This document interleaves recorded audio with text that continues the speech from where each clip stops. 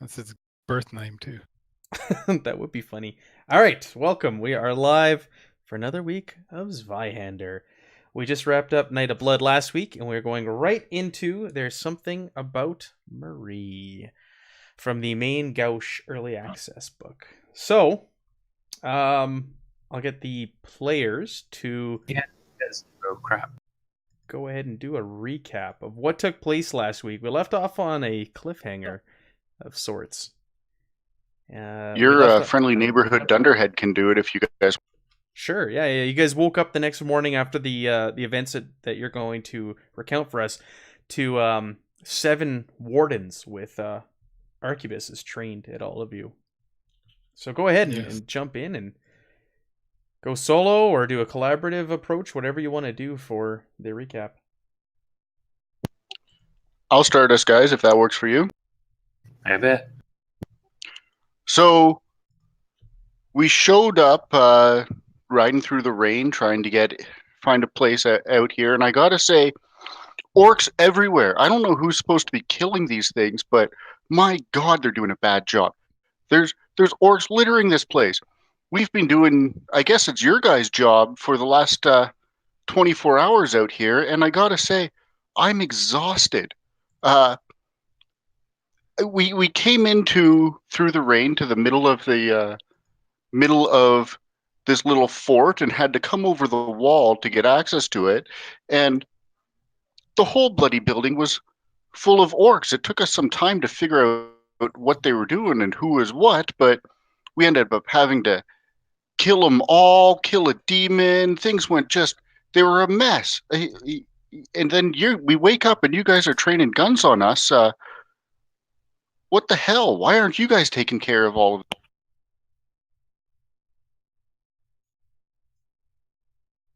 Anybody want to that? Work as a dunderhead answer, guys? jump I in think I liked it. with anything else? Yeah. I'm just making note. You in your little recount, it reminded me of some things. I'm just making some notes here, so bear with me. Some things that Erg decided to do that may affect Even one of things your like own. We found a road warrior. It's called road wardens. Road warrior. I prefer road warrior. We're calling you road warrior. We found a road warrior who was a cultist. He tried to raise a demon in the basement. If you guys want to go down there and take a look, it'll be confirmed. There's a dead demon down there, and you can thank us later. We killed that thing. Smashed it to bits. Yeah, you guys want to? Anybody else want to add anything?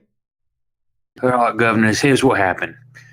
A couple nights ago, we come in from, what was the name of that one town that we left?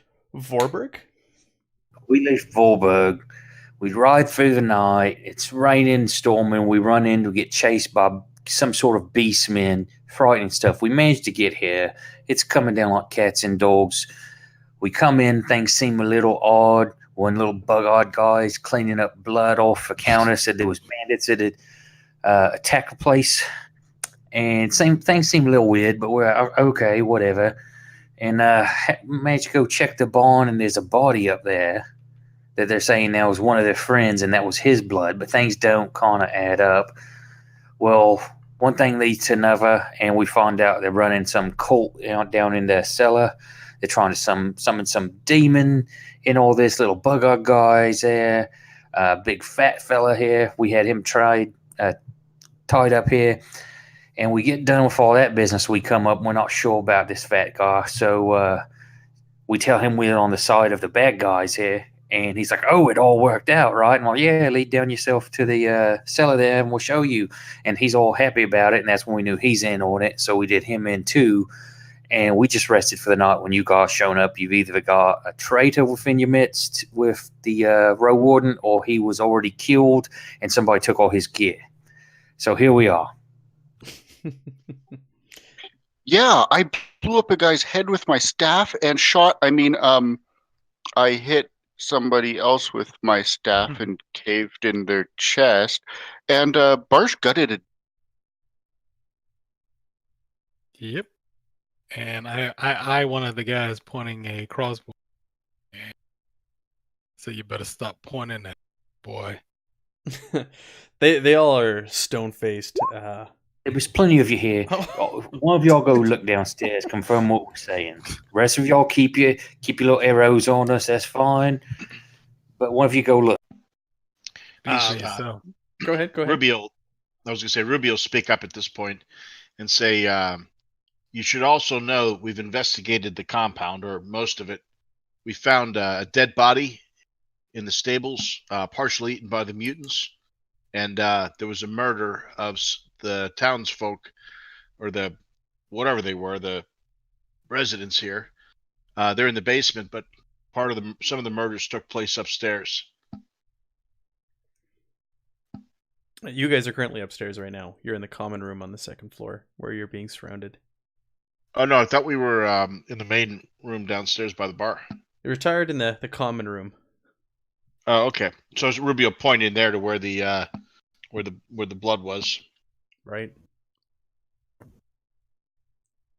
Taking my intimidation. Yeah, And I saw your intimidation. And she'll say, "You may have heard of us. We're the folks that where was that? What was that city called that we took care of that? Vorburg. Warburg. The V. Vorburg. Yeah. Rubio say, if you heard of Vorburg, we're the ones that saved the town. We're not bad guys. We're taking care of the bad guys that we're running across, and there seems to be place seems thick with them. And before you say we're aligned with orcs, you better go count that orc body count that we've left around here, because we have killed all of these blood. Have we seen any orcs? No, Maybe just mutants sticking here. it in our head. You saw mutants, orcs, Okay. in Vorburg, but here it's just we saw some stuff on the road. Yeah, mutants. Yeah, so Mutants and orcs is not interchangeable. Kind of are.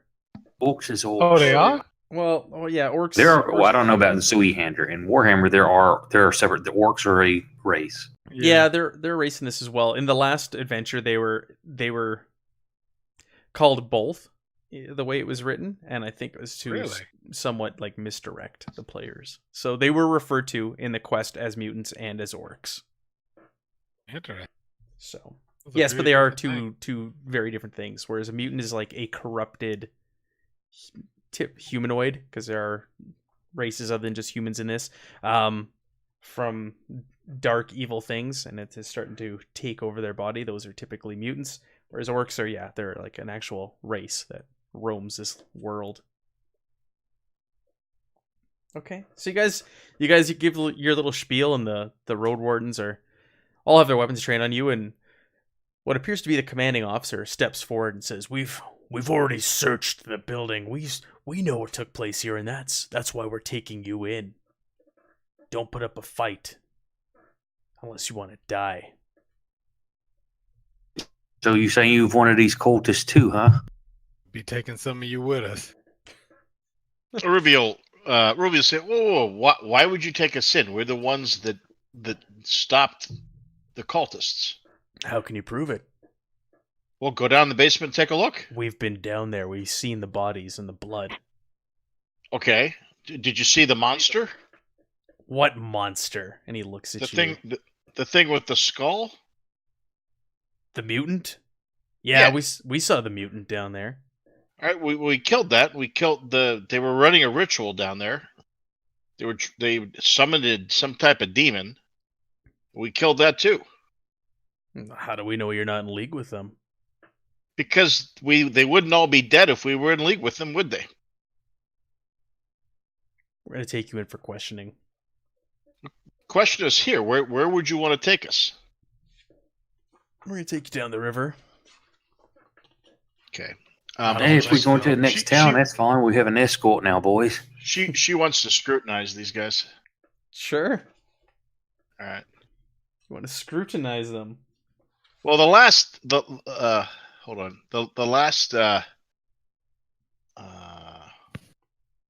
road warden we came across wasn't exactly on the up and up. No, he wasn't. Yeah, so this will be a routine scrutinize. All right. You guys should be giving us a medal and half of your pay for doing your job here. One of them steps closer to you with his arquebus trained on you. Give me one raisin, ogre. Give me one raisin. How close are they? And the commanding officer. Oh my, I want to. Shoos him back. How close are they? They're like within feet of you guys. You guys are lying there. Tactically, they're in a shitty spot then, aren't they? Yeah. They're well armed though. Well, they're well armed, but their weapons aren't drawn, and they're holding crossbows. No, Yeah. arquebus. Oh, what's that? Firearms. They have firearms trained on you. Oh, Got splatter guns trained on us. Yeah. Not good. If we survive that first volley, they do not. agreed. Well, all I right. don't think we won't mess with these boys. Let me just take a look at. Let me see what Ruby thinks of these guys. Old scrutinizing Ruby. Hang on, make sure I'm set right here. Difficulty 0. Submit. Yeah, as far as you can tell, these are wardens. They Anybody else scrutinizing them? I can scrutinize them. I just picked up scrutinize. Oh, Car? nice. I had to. The only thing I have left now is folklore, I think. No, I took one more. Okay, Yeah, Barsh. Yeah, you look these guys over. These guys, where the last gentleman kind of carried himself a little off, and he was very boastful. Same with you, Bill. These guys seem to be the real deal. They look road wearied. They have the look of a lawman in their eyes, like they've seen things. They're hardened, battle hardened. They seem to be putting up a good act if they're faking it. Okay. Guys, if you want us to come with you easily, I got a request. What is that? I would like you to bring the head of that demon we killed with us so What? we can show everybody exactly what we... What demon are you talking about? We've searched this whole building. There is no demon here. Why do you think we're questioning you? Well, no. Ruby will say no. The demon dissipated once we killed it. He's referring to the mutant down there, the one with the skull. That's not a normal mutant. That mutant is tainted by some type of corruption beyond what normal mutants have. He was the one involved in the cult. We agree. It is something terrible and evil. We've burned its body, but there is no demon down there. Wait. So you burned the evidence? Sounds like it. All right. Now Ruby is going to look suspicious. Excellent police work, chaps. Why don't you burn all the innocents while you... She's going to look at you. No and mutant say, is innocent, he says to you. You want us to go to the next town. Who are we talking to there? We're going to take you to our precinct, and you're going to be put in a jail cell, and we're going to question you, and we're going to investigate this further. Whoa, guys. Crappy food in jail cell. Why don't we go to an inn and we'll acquiesce all your... What, hey, Matt, we're upstairs here. Yeah. What time of day is it? It's early morning. Is it still storming outside? Yes, very heavily. So it's what do we have for light source in here? Just the sun, the there's dreary gray sky that's shining through the window. We have some lanterns going then or something or what? Sure, I would say you had a lantern at night. Well, I'm just trying to think. Like if Ruby kicked out over the lantern and knocked the lights out, would things get dark for a minute? No. Do you? There's enough. No, there's more than enough light. Do you guys want to try and convince them of your story? Would you like to do that? Do a group test? I'm okay test? with escorting us to the next town and us pleading our case. No, that's not what's going to happen. Once we lose our weapons and they lock us up, then I think it's pretty much over. What do you want us to roll to try and convince? Yeah. So, I think Ruby will try. I don't be charming. If that's okay. You want to use charm? Yeah. How do we improve our? Can we work together on this, or how does that work? Yeah, they add an extra tens die. Was how it was. We did it when it was a assisted roll. Hold on, let me just see. I know you guys have been leveling up, so you who's have got to a good have, charm? Yeah, you have to have another rank. You have to have a rank in the skill being tested. Never mind, Ruby, you're good. You lend an assist die to the player who makes a test. They may Yeah. use the result on the assist die instead of their own tens die for a better outcome. However, critical failures are prioritized even more. You can't swap that one out. So she rolled a 10. Can she, or 6? Would a D10 help her? No. Okay, You so rolled then really good. okay, all right, that's fine then. So what's your So story? she's gonna look at them, and she'll be sweet, and she'll stand up and kind of draw herself up to the gun of the leader, and say, look, I know the easiest thing to do is just assume that everybody's bad when you walk in. We really are the heroes that saved the hell was that place called again? Vorberg. We saved Vorbrick. You must have heard about it. She'll point to the giant half ogre and say, there can't be that many of these guys walking around in a party. I know that it's us. Would it make sense that we save that town and then we show up here and cause mischief?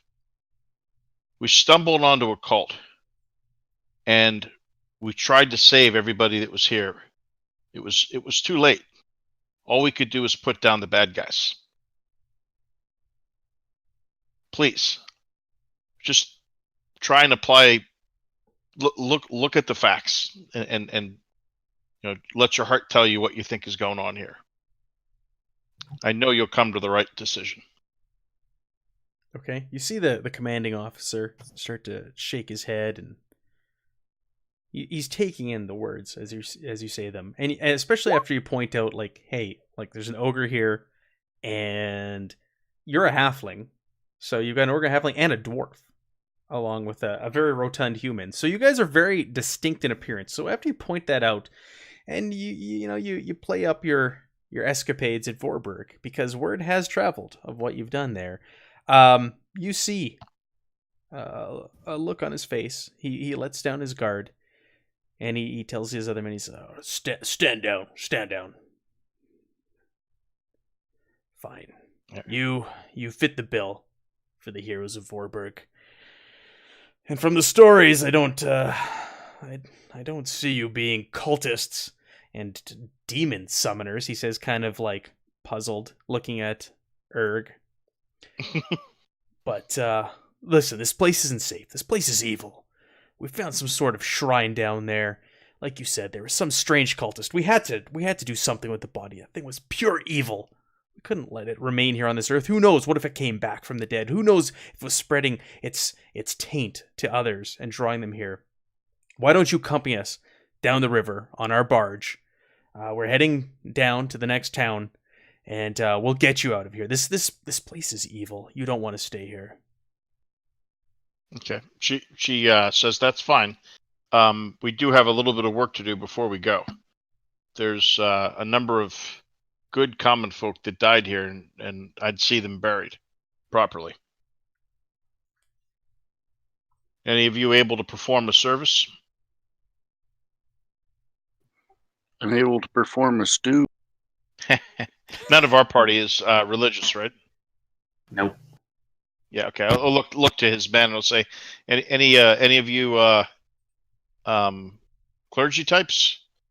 Maybe say a few prayers, bless the place, and then Ruby will turn back and look to the captain and say, and I agree.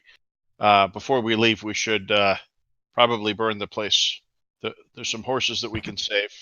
We could take them on your barge, but I don't think this place should be left for the next group.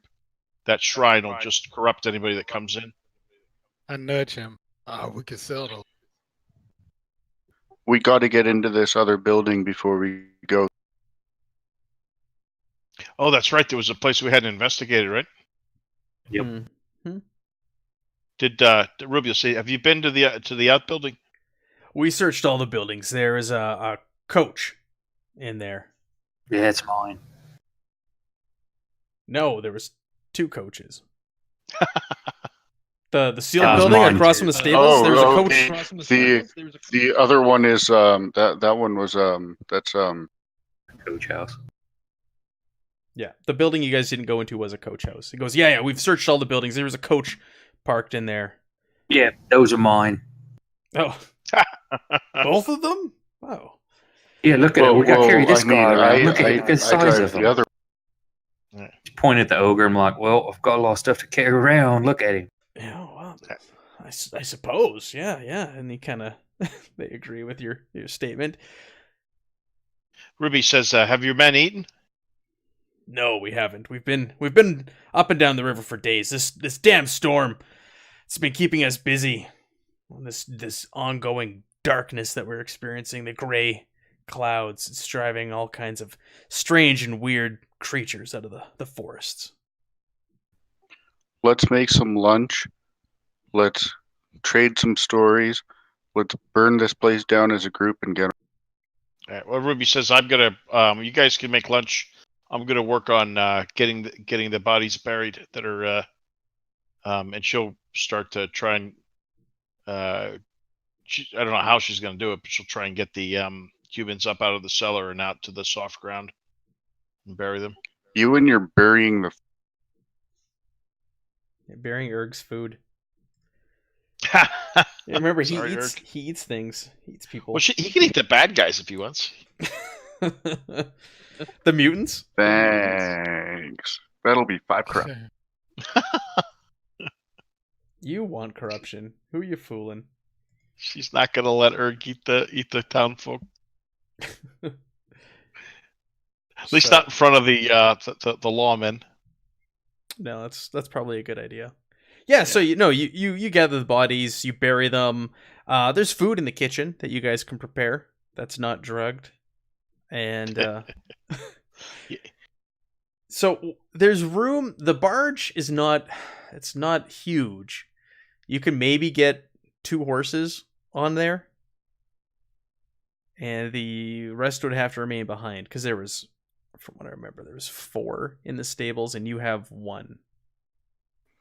So Can we push one cart on it as it goes across? There is no room for a cart. Well, we can. I'll have to follow you all down the side of the river. Either one are going to move super fast. We probably keep within at least half a day of each other. Does the I'll take the other. I'll drive the other one there, but yeah, Ruby's not keen on splitting the party with them mutants on the roads. Yeah. We can let the ones know. Y'all take your barge, and we'll take our carts, and we'll stay in. I'm sure the road follows the river. You, if a couple of the wardens want to come with us, that's fine. Yeah, you know what? The wardens say that's not a bad idea. Why don't we? You guys are capable of handling yourselves, and why don't we take a couple of lawmen with you, and we'll follow with you along the river as we go down. So we picked up 3 horses then. Mm-hmm. We'll be happy to protect. Okay, you picked up extra horses and an extra carriage. So that extra carriage, at some point, Ruby would like to just kind of CSI that thing and just see if there's any clues or anything. Ruby, you're riding with me. Yeah, I will. And then, but she wants to examine the new carriage just to make sure there's nothing. I'm driving it, so come on off. The 8-foot tall ogre is driving it. Yeah, you investigate. You want to make an investigation roll? You want to take a look at this thing? This investigation thing? I'm just looking. I don't know. Let me see what my skills are here. Awareness. Boy, I don't really have. It's not a skill for me. It would be an awareness check, and it would just be a routine awareness. Okay, and I am not aware of anything. Yeah, you're like, oh, it's a carriage. It seems fine. Okay. Everything seems in order here. All right, so you guys head off at about noon. You guys make for the next town over. So the rain continues, and you guys travel for a couple days. To be quite honest, there is a huge gap between this. It was a roadside hotel essentially. This wasn't even a village or town that you guys stopped at. And you guys carry on and carry on. You know, you each night you make camp. You know, the barge parks up on the river, and you guys make your way over and you make a shared camp. And it's a very uneventful couple days that pass. But after a couple days, you come across a tiny riverside dockyard by the name of Lloyd's Beacon, and the wardens let you know that they're gonna dock here for a while. They're gonna report in with the local lawmen and see what's been going on, and you're free to wander around the. It's not even a town. The dockyard while you're here. Eddie, you know what this means, right? Lunchtime, buddy. Lunch. This place is tiny. It is home to maybe. Let me see here. Let me look at my description. Like 12 people. It is literally just like a dockyard along the river.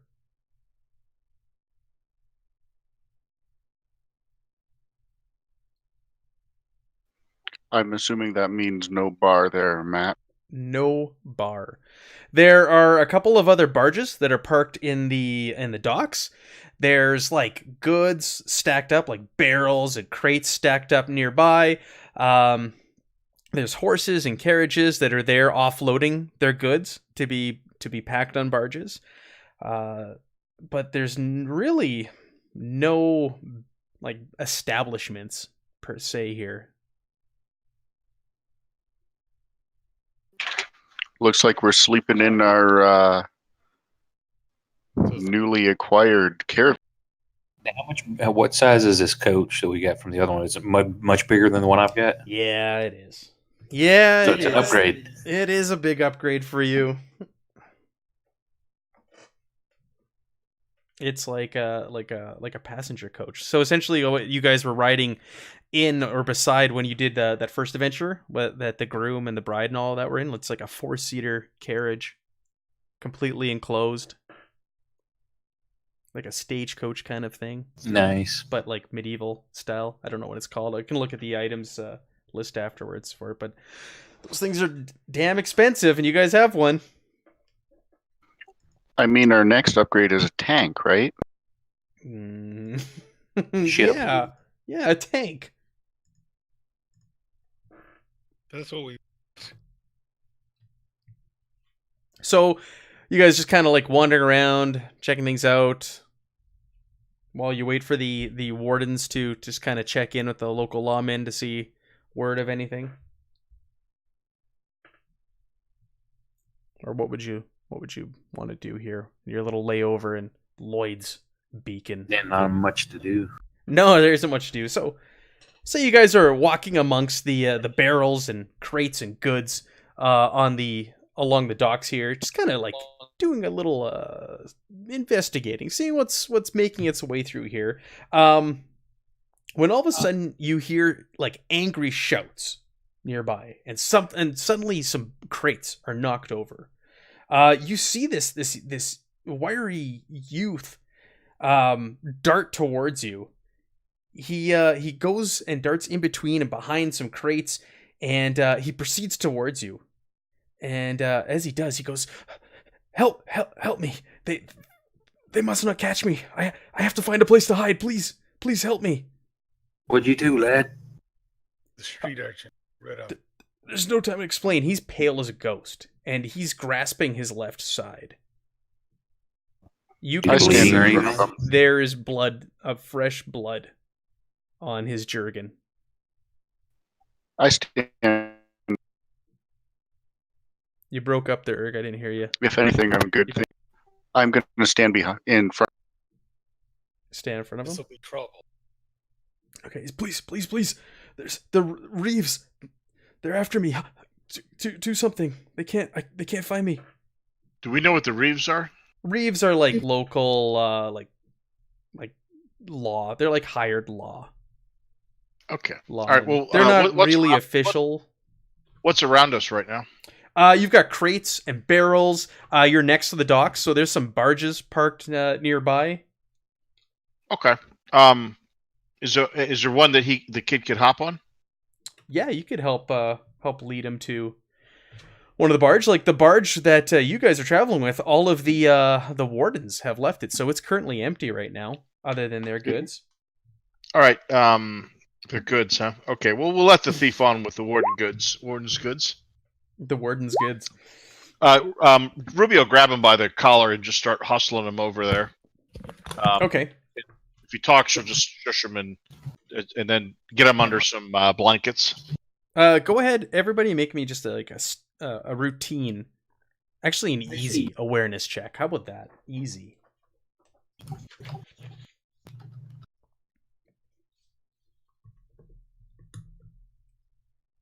As you're leading him over there, he's also, I'll fill you in once they're gone. Please guide me right now. Did you say awareness? Awareness, yeah, and it's an easy awareness.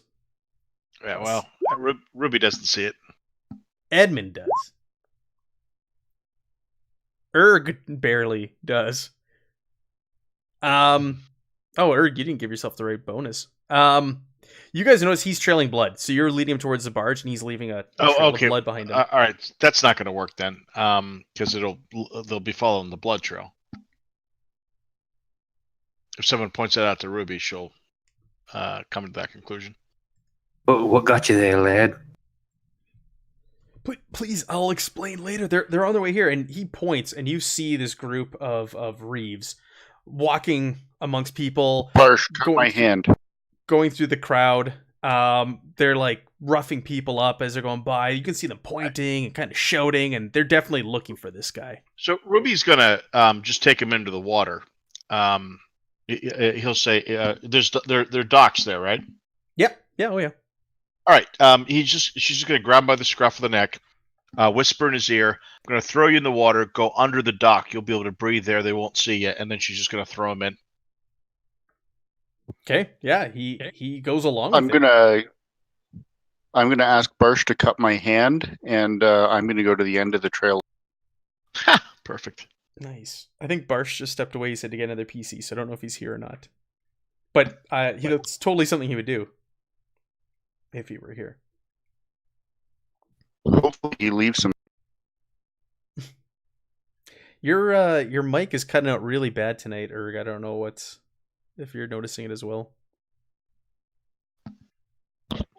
I just reset it. Give me 1 second here. Sure. All right, so you toss the lad into the drink, and Barsh cuts Erg's hand, and you see these Reeves come over. They're led by this one fellow. He's dressed differently than the others. He find a description here of the sergeant for you. So they're led by this one gentleman, and he's short, stumpy man with a punch belly, and this is straight from the description, prototypical cop stash and short cropped hair. He wears a set of copper-trimmed scale mail and carries a swagger stick he holds bent between two chubby hands. So he's leading the pack. There's 4 Reeves behind him, so there's 5 in total. And they come on over. Welcome back, Barsh. We what happened is I don't know when you cut out, but there's a kid who was being chased. He was bleeding. He's been cut by someone or something, and he's asking you to hide him.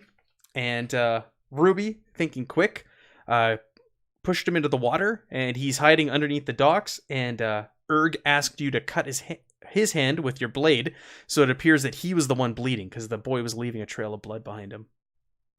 All right, when I draw the mortuary sword, it must taste blood. It has tasted ogre blood now. Right. Okay, and Leave some Ruby, fingers. when she sees the mortuary sword out, Ruby is going to pull her her sword, Mm-hmm. and she's just going to kind of hop right over and start playfully fencing him. Okay. Marsh just stands there because he doesn't know how to play.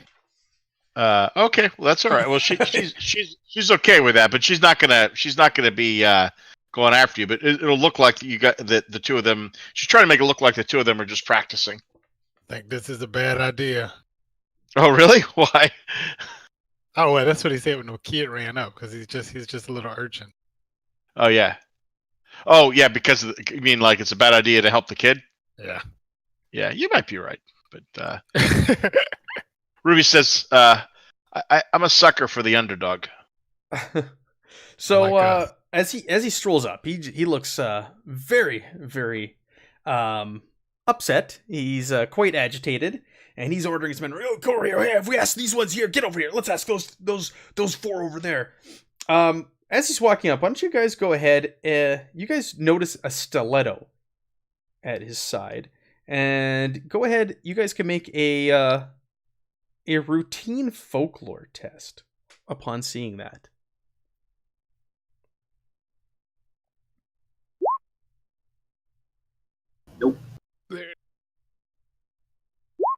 What is folklore? oh, Barsh got I it. don't even. What is folklore? Is that Folklore is under. Where are I you? think I had. Intelligence. I'm supposed to have a folklore point. I think. Yeah. Well, Barsh, I needed a 65 and I failed bad. you know from your days in the pits that there's a certain type of person that carries a stiletto. It's not an honorable weapon by any means. Stilettos are usually carried by underhanded or dastardly sort of folks. Oh, That So offends these me. men, you know, they're putting on, like I said, they're reeves. So these aren't official lawmen, but something is definitely off about these fellows, especially the lead one there brandishing a stiletto in the open. So he barges on over. He goes, Where is he? Where's the boy? You've seen him. Are you hiding him? He's just, his men What you kinda on about group there, around you. Goodman? Ruby will just pause, in mid fencing, just kind of turn and say,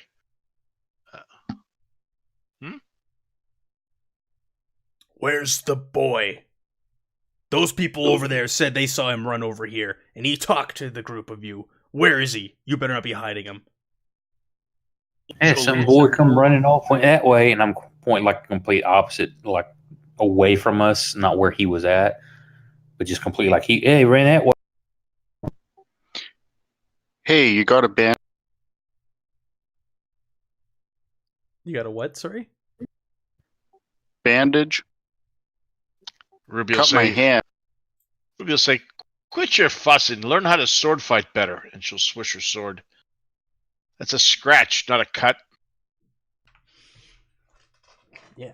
All right, so they see you guys fencing, and they see the cut and all of this. Why don't you go ahead and make me a standard guile test? I'm going to downgrade it because of what you guys have done here and the little scene you've set up.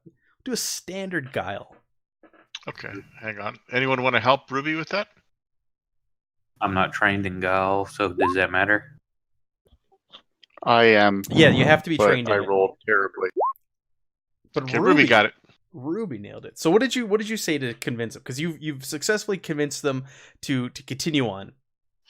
Ruby will just shrug and say, "Well, lads, I think you ran that way. We've been practicing. You're welcome to join us if you wish." She's got a big grin on her face, and she'll swish her sword. No, we don't have time. Get out of our way, you fools. This is a dangerous man that we need to find. Get and you see them push past Didn't you say it was a kid?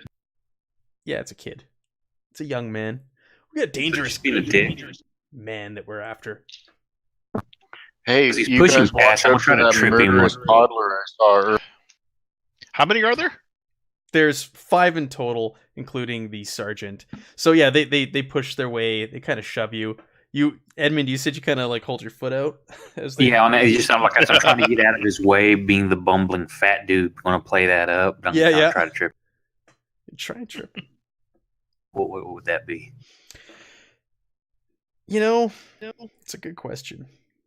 Um, You guys watch out for that murderous toddlers that we've seen all over the place too. why don't you go ahead and make that just a standard coordination? Stealth or what? Coordination.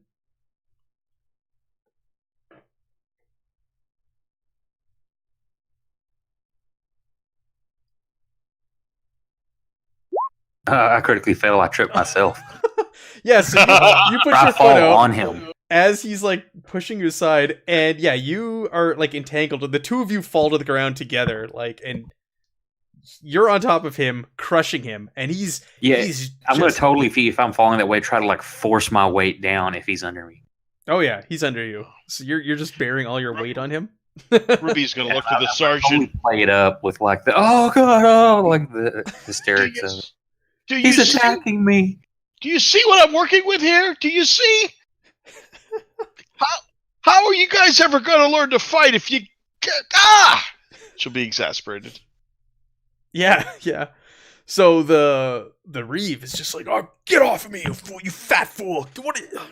You're And I'm lucky. trying to get off of him, but I'm not really. Yeah, you're still rolling on top of him the whole time. So yeah, you're trying, pretending to get off him, but at the same time you're just like applying more weight and falling on him over and over again. You fat fool, get out of here, get over here! And he shouts for two others to come over, and they each take an arm and they lift you off. And the Reeve that Thank you, lads. top of goes, you're lucky. We're looking for a dangerous future right now. Otherwise, I'd run you through, fat fool. Sorry about that, Governor. Barsh just shakes his head at the whole thing. When he at all the walks off, big I just kind of talk. turn and look at everybody and just kind of grin. Yeah, you do like a little Mentos thing. Yeah, The fresh makeup. thumbs up. Edmund, how freaking hard would he have to stab you to run you through with a stiletto? Well, He can stab me pretty easy. He just can't get to the vitals. they're carrying more than stilettos, but you did note that is the one distinguishing thing that stood out about these guys. They're carrying cudgels. So What's yeah, what's pickpocketing stuff? Is that skullduggery?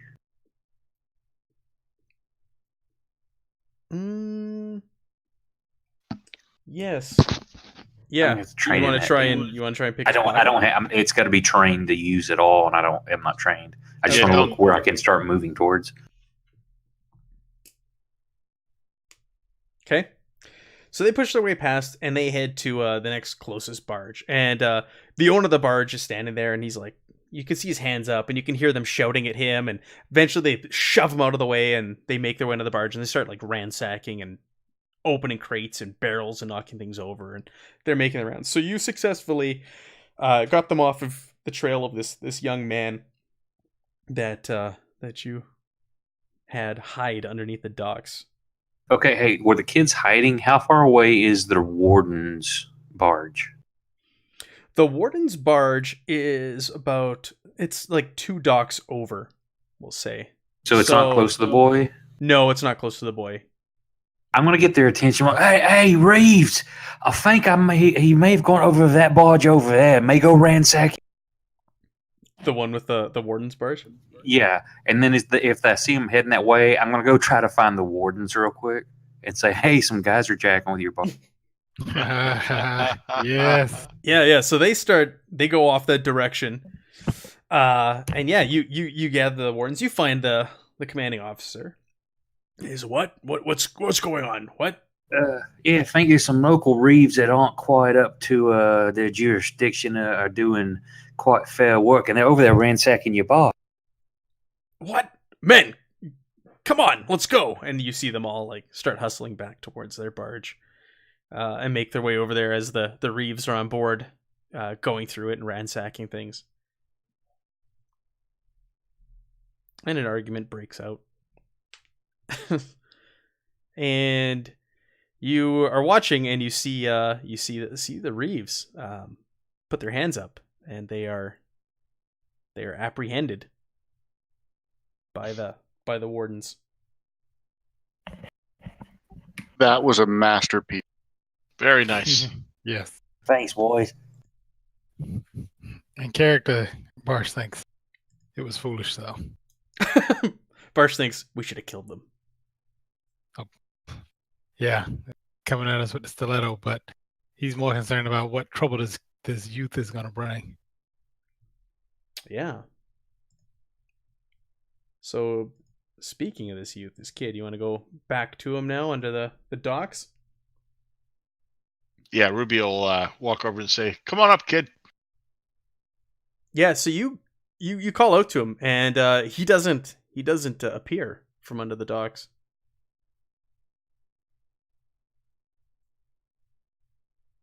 What time is it? It's about noon. Um,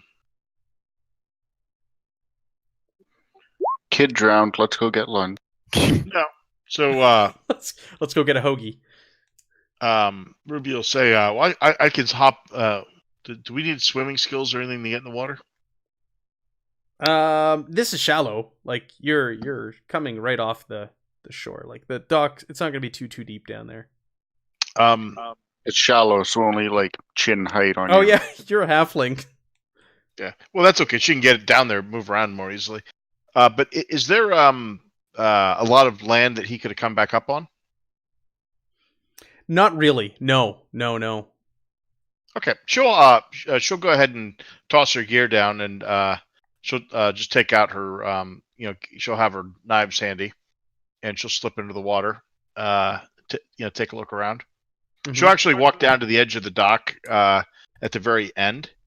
Okay. And she'll just hop straight in the water, like tuck her arms across her chest, just drop, step off the dock backward, drop straight down, and Sure. and come up quickly to see if she can catch him. Yeah. So you go ahead and you do that, and you see a figure bobbing in the water where you guys put him down there. Okay. She'll call to him and say, "We got the lawmen to take your Reeves into custody. They probably won't be there long. If we're going to get you to safety, we're going to need to do it now. You don't want to stay in the water with that cut. You're going to get infected." Yeah, he doesn't seem to react. Actually, it looks like he's it's his back up in the air. And He's kinda bled floating out. there. Okay. She'll go and recover him and pull him up onto the dock. Fish him out. Yeah. Yep. With the help of your companions, you're able to reach down and grab him, and he's bleeding out. He's barely alive at this point, and there's blood foaming from his mouth, and he lets out a last breath, and he just says, "Mother," and he seems to pass. If you want, you can make me an easy heal test. Who's got heal? I'll use one of my bandages as well. You have bandages? Wait a minute, you have bandages? Two of them. Bandages? We don't need no stinking bandages. I think I got injured, right? Yeah, I think you did at one point. He didn't even offer to help you. I don't have heal though, so like all I can really do is stem bleeding. Does anybody have a heal? Oh, healing is a trained one. Yeah. Trained. Nobody has it. That's tough. Okay. Yeah. So this boy bleeds out from his wound,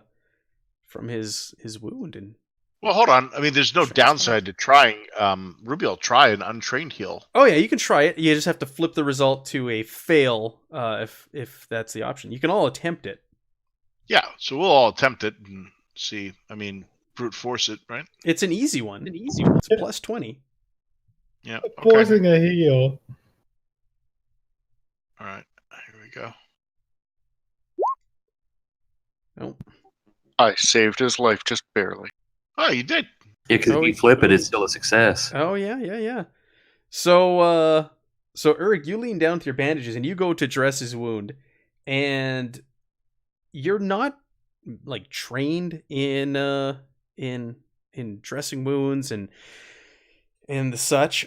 But you can tell that there is no hope for this poor lad. That wound is poisoned. When you look at it, it's like frothing, and there's just like this weird green pussy ooze leaking out of it. And Suck the poison no amount out. of bandages is going to help this poor boy. Quick, lad, what were you stabbed with? He's no longer breathing after he let out the word mother. Yeah, I was gonna say I've got anti-venom. I don't know if that would help. Yeah, suck it out of the wound. Yeah, suck it out of the wound. You said Thank you old eat Pass. anything. No, this with Erg's test, he's like this kid's dead. Your anti-venom's not going to help.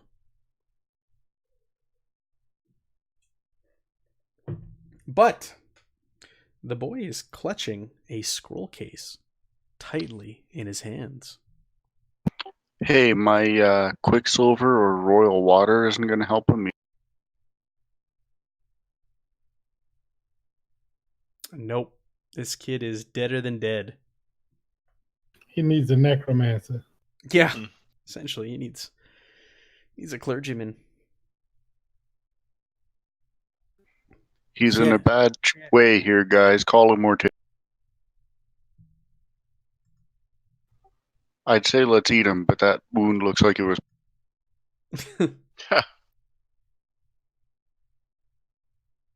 So he's clutching this scroll case in his hands. Okay. I'll grab the scroll case here. Yeah. You go ahead and do that. I'm gonna open it up. Take a look. Sure. You open it up, and there's just a single piece of paper in there with a note scrawled on it. Expecting Witchstone to arrive in Minute on the 13th aboard the Twin Trout. The initials UG. I'm sorry, I was reading. Can you say that again? It should be up on your screen. Oh. As well. I did share it with everyone. Oh, there it is. Yep. Is there anything I can roll to know what Witchstone's used for? Well, I've got it marked here in the book because I didn't know either, but it is something that you would definitely be aware of in this world. So let me give you guys a little brief history on what Witchstone is. It's a ingredient for a bunch of spells I want to get later. So I have an idea what it is, but I don't want to be metagaming. So let me roll. Well, you guys would be aware of what Witchstone is. Like characters would. So I'm just going to give you a brief rundown here, just out of character so you guys know what it is.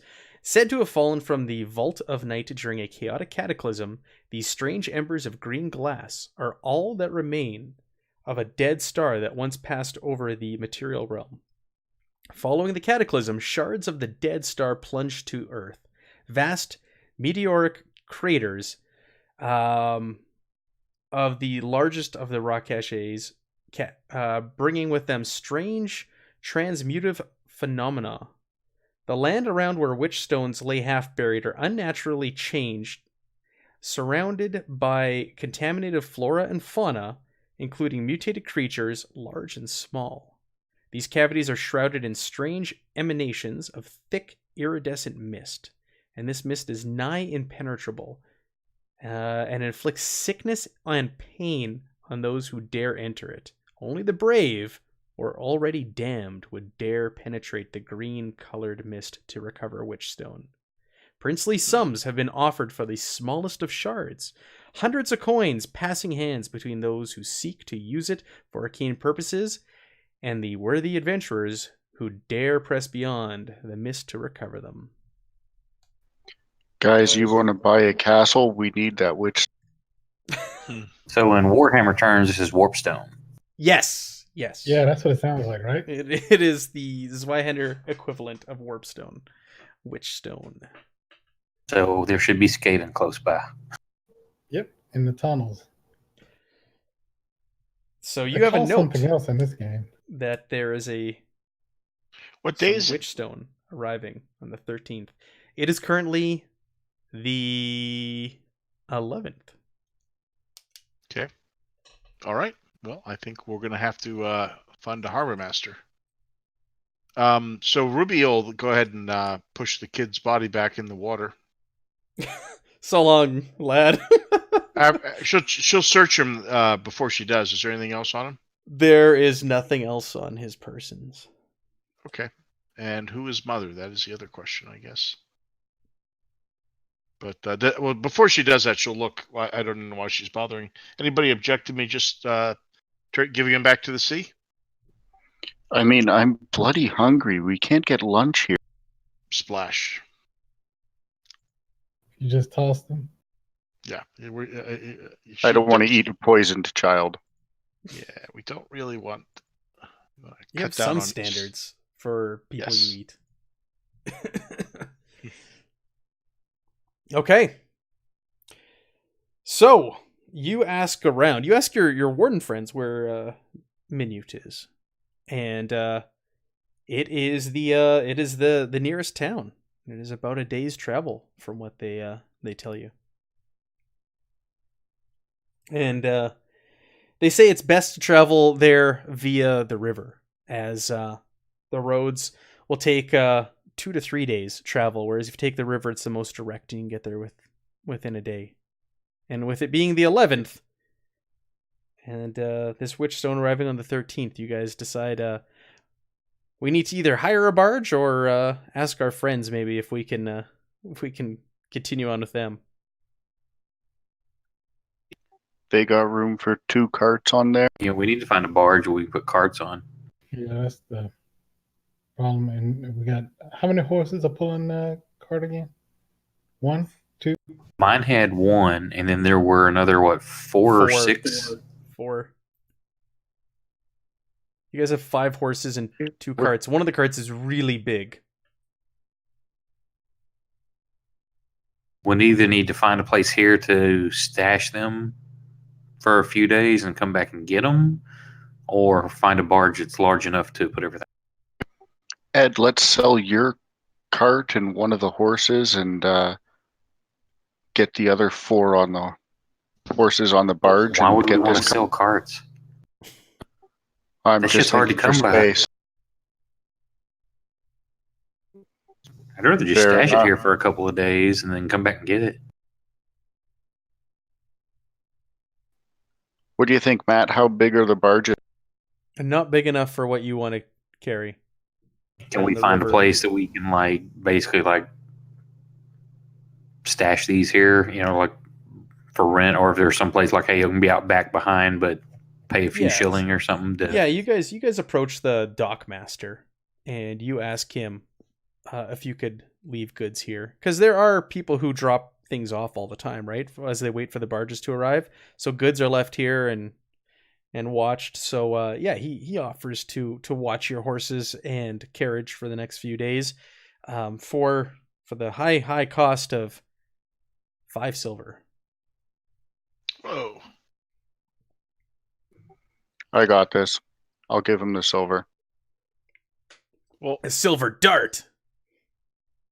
are we leaving before the 13th? Yeah, it's the 11th. Well, Hey, okay. Well, okay. So Ruby's gonna say, guys, don't we want to maybe stick around and see if we can't take that witch stuff up?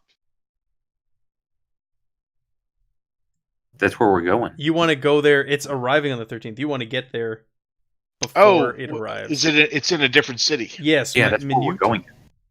Yeah, you're heading there. It's the 11th, and it's arriving on the 13th. So it's a day's. How long does it take to get there? It's about a day's travel up the river, a little less, and it's a few days if you take the road. So All right, I'm going to stop reading the books while I'm trying to play. It's not, clearly, multitasking is not my thing. So I'm sorry. All right. So it's in your best interest to ride the river. Got it. To Minute. This mean So yeah, he agrees to watch your stuff for you. Do you guys want to go with the wardens up the river, or do you want to hire a barge? Let's go with the wardens. Yeah. Before we go, can I ask one question? Are Yeah. there stores that would sell a main gouge here? No. Okay. Not at this like dock. And that's all this is a dock, basically? Yes. Like I said, the literal description of this is the population of 11 people plus 4 reeves. So this is like a nothing. It's just a stopover. Well, it's 10 people now. Yeah, 10 people. So like there is like nothing here. Got it. You want a main gouge, huh? Yeah. Parry dagger. Yeah, it goes with her quartz sword. It's like peanut butter and jelly. Okay. So the wardens, they say, yeah, we can take you to Minute. It is up the river, but we must carry on. We won't be staying there. We must carry on up the river. But you're welcome to travel with us. Ruby's going to ask the captain. She's going to say, so is there any way we could get registered with the local leadership so that we could get credit for putting down the mutants and doing some of the things that we're doing as like like maybe irregulars or sellswords in the service of the government here? He says, not unless anyone's employed you for such things. Why would they pay you for this? Well, it seems like we're just doing a public service. It would be nice to... Basically fame and renown there, Governor. It sounds like you're trying to make a name for yourselves. You expect to get paid for this? No, but somebody wants to throw a free meal or room and board here there as we travel around. It won't hurt. All right. Well, will you at least let the leadership know what we've been doing out here? We'll put in a good word for you. All right, thank you. And she'll be she'll be really friendly with the wardens and try and bring up the reputation of the group if she can. And especially she's concerned about her ogre friend. So she's going to lay it on thick about what a good guy he is and how he looks out for the humans and so forth. Not eats them. Meanwhile, he's got like an arm hanging out of his mouth. Right. Yeah, just trying to like... don't trust your lying eyes. He's a very good ogre. And she's worried about him. All right. I gotta be me. It's gotta be me. So you guys get on the warden's barge and you continue on up the river. It's the same trend with the weather. The dark clouds roll in again, once again, and a heavy rain drops down on you as you make your way up the river. It's a pretty uneventful adventure, I guess. Venture, whatever you will, up the river. And you guys arrive in Minute in the middle of the night, and it is just a torrential downpour. The wardens go up to make their way up to the dock, and the dockmaster, you see this figure, this sturdily built frame, hobble over. He's got a bit of a limp. Hobbles over, and he's got a lantern he's holding out, and he's got a cloak over his head, and the rain is just pelting down, and he has to shout over the wind and the thunder cracking. He goes, Welcome to Minute, travelers. Grace be with the God Emperor. You made it here safely. I'm Herman Truman, the tollkeeper. Don't you worry about the tolls now. We can settle them in the morning. If you're looking for a place to spend the night, I recommend One-Eyed Jacob's on the west side of the village. About the only place open this hour, too. And then he shuffles past you and he talks a little bit with the wardens after greeting you. Anybody have any idea what the toll's going to be? Hey, the wardens are paying the toll. They got the barge here. We'll go to the bar. They also have I the like bar that. here. The barsh, I like that. All right, yeah. So you head over to One-Eye Jacobs. It's not hard to find. It is the largest building here in the village. It's a typical 2-story inn. And in front swings a sign in the torrential downpour of a jack of spades. Go ahead and make me an easy folklore test.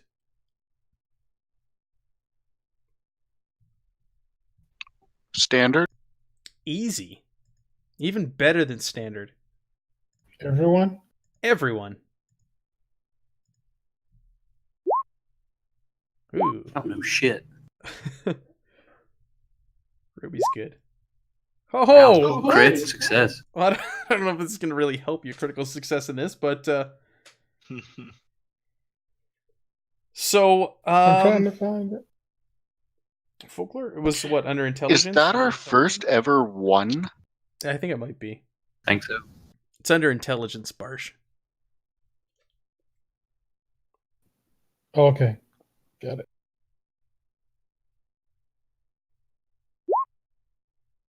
All right, so everybody who passed, you guys remember hearing stories of One-Eye Jacobs. It's a very well-known amongst travelers of the region, this inn. It's very famous, it's spoken about, and it's also doubles as a brothel. So you Erg and Ruby recall this information. You're like, I've heard of this place. Kind of notorious. Uh-huh.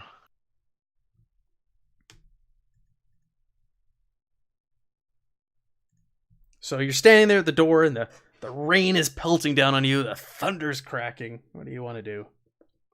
Go in. Yeah, you go to try the door, and it's locked. It's kind of like last time. Okay. Is somebody's there a cleaning up 12-foot blood, wall we to go jump in. over? No, there's no wall. Can't What was really- that, Edmund? If somebody's cleaning up blood on the counter when we go in, we're just going to attack right out. Yeah, right. No. So you guys bang on the door, and it opens up, and there's just this big, ugly bouncer staring at you, and he eyes you up and down, and doesn't say a thing. Big human or big? Big human, and he is big for a human. He's like upper 6 feet. He's and like wide, but he's just like a mean, ugly mother staring at you.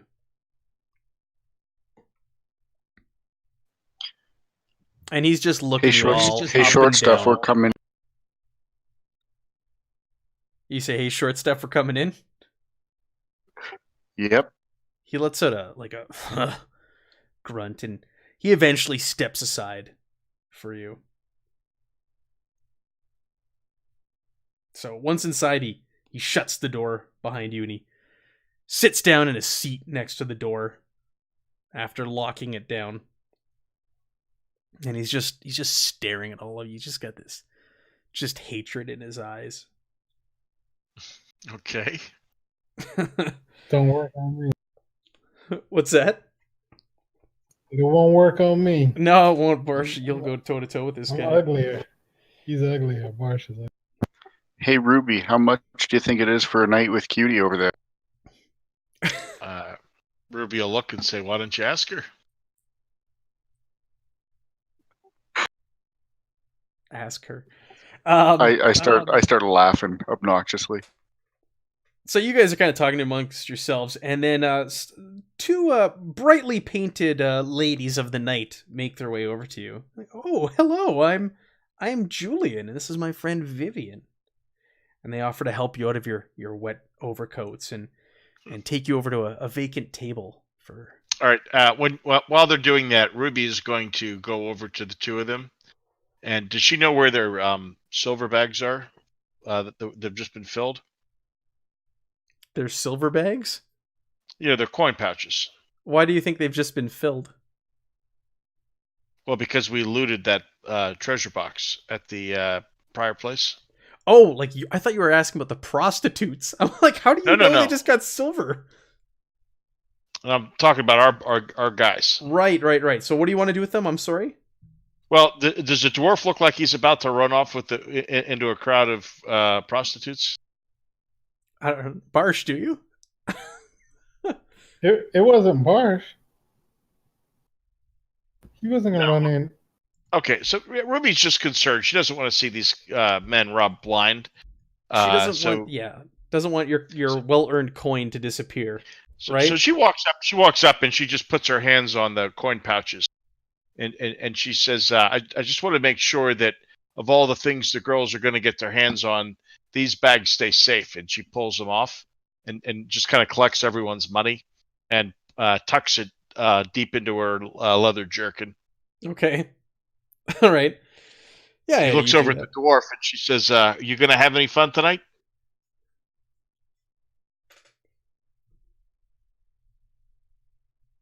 Barsh, Yep, I'm here. you gonna have You any guys fun not hear tonight?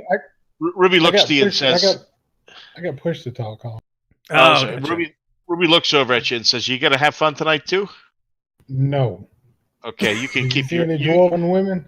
you could keep your sack of coin then. And she winks. She says, "You can keep your sack then," and she winks and kind of heads over to the bar and gets herself a drink.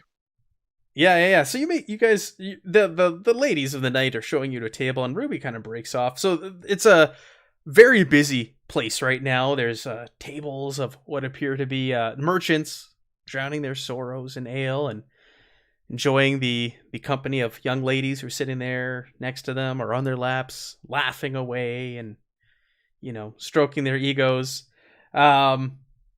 There's also you notice over by the fire, there's a pale young man with perfectly coiffed hair sitting there writing in a large leather bound book. But so you're shown to a table, the group of you, and Julian and Vivian offer to get you drinks and food, and Ruby, you make your way over to the bar, and there's a bartender there behind the bar, and he goes, "What'll it be, little lady?" She'll take a wine or something. Yeah. Give me a wine. Yeah, they definitely have wine. He rattles off types of wine, and they actually have some very high quality wine that you've not had while you've been on the road for the last little while. But you're also going to pay for it here because One Eye Jack's is so well known. The prices are a little steep as well here. She'll One Eye take something. Jacobs. She'll take up some Mad Dog. Some Mad Dog? Is that a cheap wine? Yeah, some Thunderbird. Yeah, she'll just get the cheap stuff. Thunderbird. Yeah. What's the strongest thing they have? They do serve all kinds of drinks here. So Barsh, you're looking for like the harshest dwarven ale. And the bartender, the ladies, they smile because they're over at the table with you. And Vivian goes, "Oh, we've been saving some just for the occasion someone asks for it." And she goes, I'll be right back. And she makes her way over to the bar, and she's talking to the bartender, and he lifts up this big old crate, big bottle of dwarven ale, and they dust it off, and she brings it back over to you with a giant mug.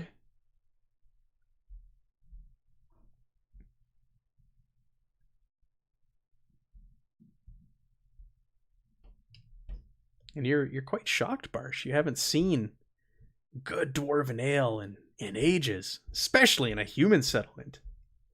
Yeah, he's excited. You see a smile almost crease his face. How much for your strongest ale? And name it. Tell me what it is. So name it. Really ale. Thanks. It is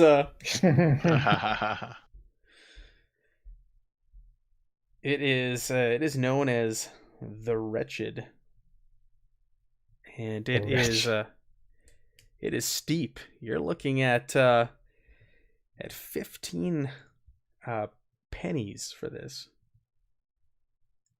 Checking to see how much I have. Oh, dang it! I'm just short. Will you take 10 for a dwarf to remember home? Yeah. She says, I'll tell you what. Yeah, we'll make a deal. We'll make a bargain. But you see that big ugly oaf over there by the door? If things get a little out of hand with him tonight, will you stand up for us? She asks. I'll do it if I can pay 5. No, 10 it'll be. Okay. Do I drink all night?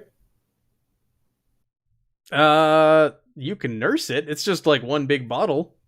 Oh, he's giving the. Okay, I thought they were just giving me a cup. Okay, if No, they're no, giving no. me You're getting the bottle. Okay, I'll pay 10 for the bottle. You're like, oh, I'm not that cheap.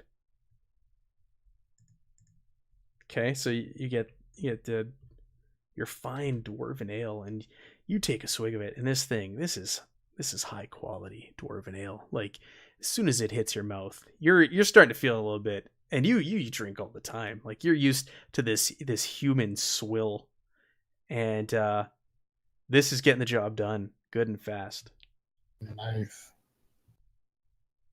I'm going to savor it. I'm not going to drink all of this stuff. No, And I keep an eye on the guy too. so yeah, so you get your dwarven ale, and the ladies look at the two of you, Edmund and Erg, and they go, "What'll it be, fellas?" What you got to eat? Oh, we've got a fresh prime rib that we've been slow roasting all night tonight. Oh, I'll have 2 of them. And she you know what, she doesn't even flinch. You know, these ladies have seen and heard everything. She goes, "2 it'll be, big boy," and she just goes off to the kitchen and comes back with these 2 massive hunks of just like tender, rare prime rib for you. 2 potatoes, 2 hunks of prime rib, two dinner rolls. She goes, there you go. How much is that? I'll have the same. Times 4, 2 each. How much are those? 2 each. Yep. She goes, that'll be 10 pennies.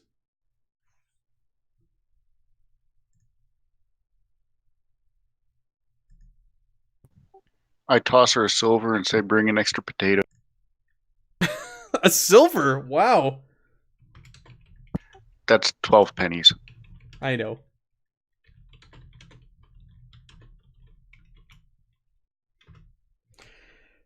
Yeah. So she brings you an extra potato, and they sit there with the 2 of you, with the 3 of you, while you're drinking and eating, and they start asking like, "So, where you been? What brings you here? What such a late hour?" We're just traveling through. You haven't heard of the heroes of whatever the name of that town is? Vorberg. You ever heard of heroes of Voiburg? They look at each other and smile, and they go, "Oh, we have." Yeah, well, that's us. Just kind of smile real bit. Oh. So with that, they look at each other, and they look over to this woman standing near the back of the room, and she's a very, very well dressed woman. She's got striking features. She's in her late 40s, and they motion her over, and you guys, you know, you've been to these establishments before. You can tell this is the madam of the house. So they wave her over, and she comes on over, and they explain, we've got the heroes of Vorberg here, and the madam, she introduces herself as Dominika Nyhoff, sorry, Dominika Nyhoff. She goes, "Oh, the heroes of Vorberg in my establishment? Well, that's cause to celebrate. Well, boys, what brings you here?" Just getting in out of this weather. Rain. Ale. Oh, yes. I see. Oh, so you've have one of our finest selections there, she says to you, Barge. It's average for a dwarf, but it's fine for you. Right. So, will you be staying the night here tonight? And maybe a couple nights. Oh, and again, what is it that brings you to Minute? Other than the weather, she says, smiling. Just passing through the area and heard there was a good companionship to be had. Oh, well, you're not wrong. One-Eye Jacobs is well known. I love Barsh. Erg loves you. He does. He just typed it. That was funny.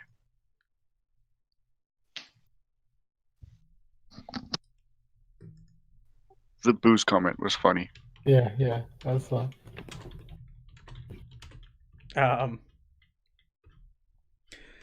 Yeah. So she's sitting over at your table, and so she chats up with you guys for a little while. She keeps pushing for information on what you're doing there, and you guys are pretty stone-faced, and she just smiles at her two girls and says, "All right, well, show them a good time." And she walks back to the back of the establishment. She's just kind of standing back, watching everything as the madam of the house, watching everyone. She's not just watching you. You watch her for a while. She's not just staring at your table. She's glancing around the room, and the girls come over and talk to her and will walk away and such. The guy's still he's acting correctly, right? Who's that? Sorry. The big oaf that I'm watching. Yeah, he's sitting there. He's eyeing the girls as they go by. He's leering at them. He's sitting there. He's got a drink in his hand, and he's just downing one after another. And you can see he's getting pretty inebriated. And the girls are walking by, and his hands go to reach out for them, and they get a little grabby at times. But the girls like smack it away, and no harm, no foul for the time being. You notice the that lad over by the fire with the large book is also looking over at you from time to time. And he's writing away in his large leather-bound book.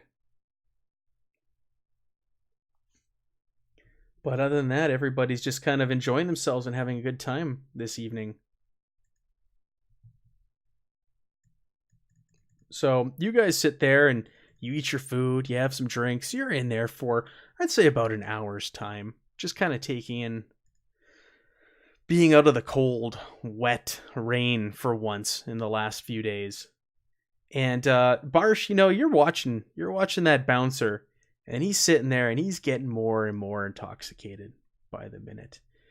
And one of the girls walks by, and he just goes ahead and he grabs her, and he starts to kind of like manhandle her right then and there, and she lets out a scream.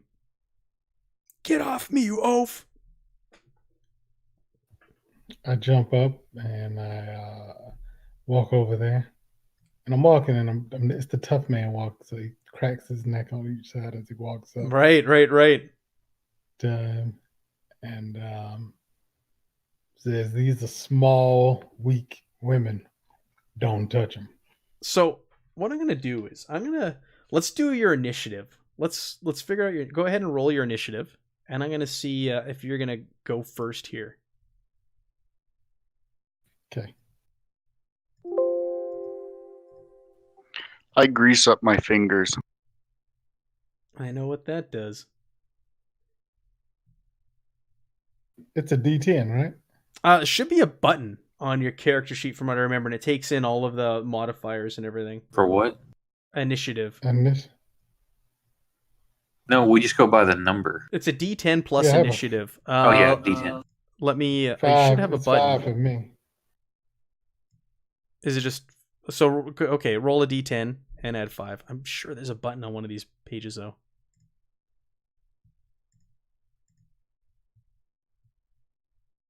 So let's see what you get. 15. Bring it. I'll tell you what. You're up there. You're like, you shoot to your feet and you're making way over there. What are you doing? Are you drawing your mortuary sword? Like, what are you doing? What's the scene look like? I was talking with the thing up. I'm dragging my Morgenstern on the floor, and it's just so it's seen. So I'm just walking and dragging it. I put the bottle. Is a bartender? There is a bartender behind the bar. It's Yeah, more precious than my gear right now. Right, right. He asked the bartender to hold this for him. Sure. Oh, how about you ask one of the prostitutes to have you say, "Hold this for me." I The don't know one that them. you asked who requested, if because the Oh, ladies are still okay, sitting there yeah. with you, the one who requested to for you to step in if Okay, I do something that, should and I go look at it and I say, "Do not put water in it." wrong. Right?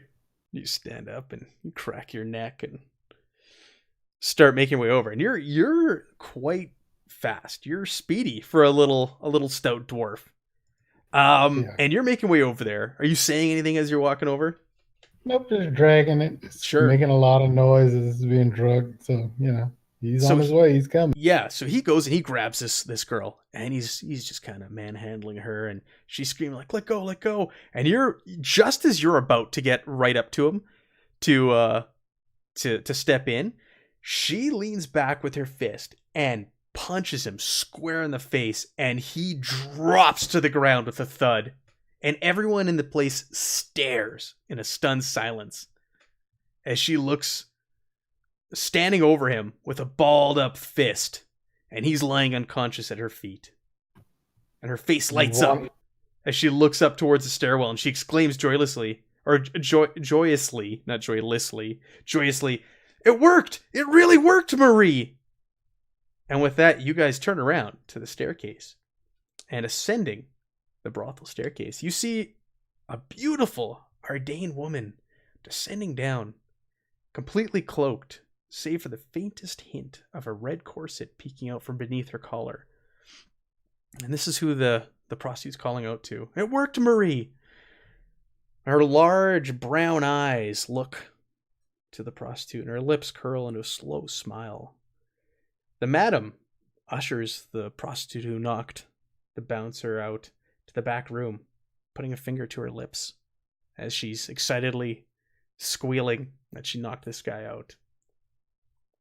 A lingering scent of perfume pervades the room as this woman walks in. And two stable hands carry Diesel outside into the rain. Go ahead, everyone, and make me a challenging awareness test.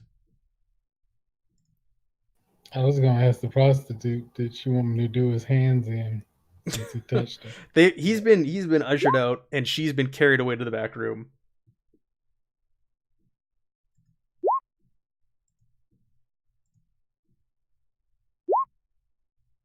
Oh, I'm not gonna have. Oh, nobody. Fail. All right. Matt, I think I'm going to re-roll it. Okay. Give me a misfortune. Jesus. And I still fail.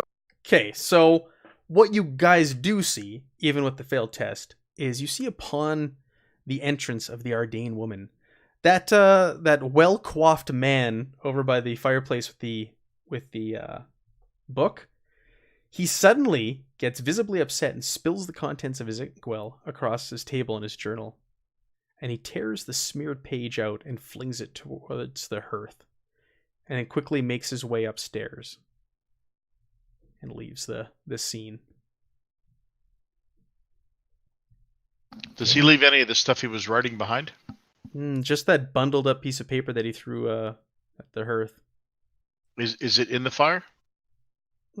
It's on the edge from what you see. All right.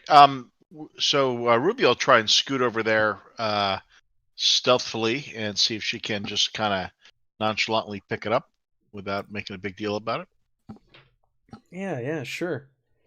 Yeah, you all eyes are on this woman as she comes down. So you scooch on over. Nobody really notices the halfling make their way over there, and you snatch this thing up, and it's starting to get a little singed around the edges, but you rescue it in time.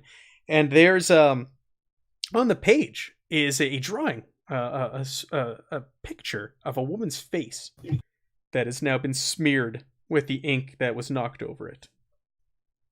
And it's a woman's face framed within dark curls. Would it match the girl in the red, or one of the girls that she's seen? You know what? It's so smeared and covered in ink that it's hard to make out the features. Okay. Obviously, some girl that he's taken with where he was drawing. Mm-hmm. Okay. Anything else on the page? No, that's it. Okay.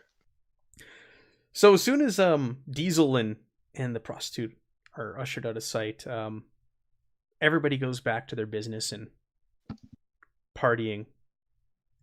And the madam comes back in from the back room, and she goes, "Oh, everybody, a round of drinks on the house!" And yay! And everybody goes back to what they're doing.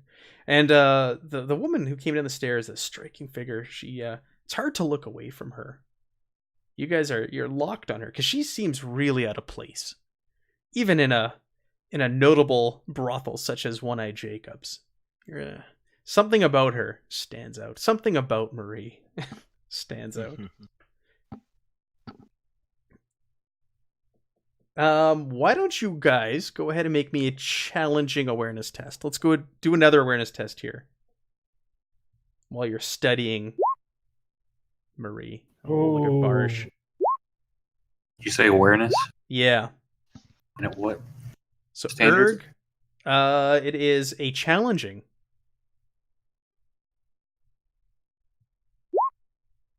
So Erg and Barsh, you guys notice when she's walking, every time she steps, you notice in the slit of her dress, just vaguely, you make out a hidden stiletto strapped to her leg.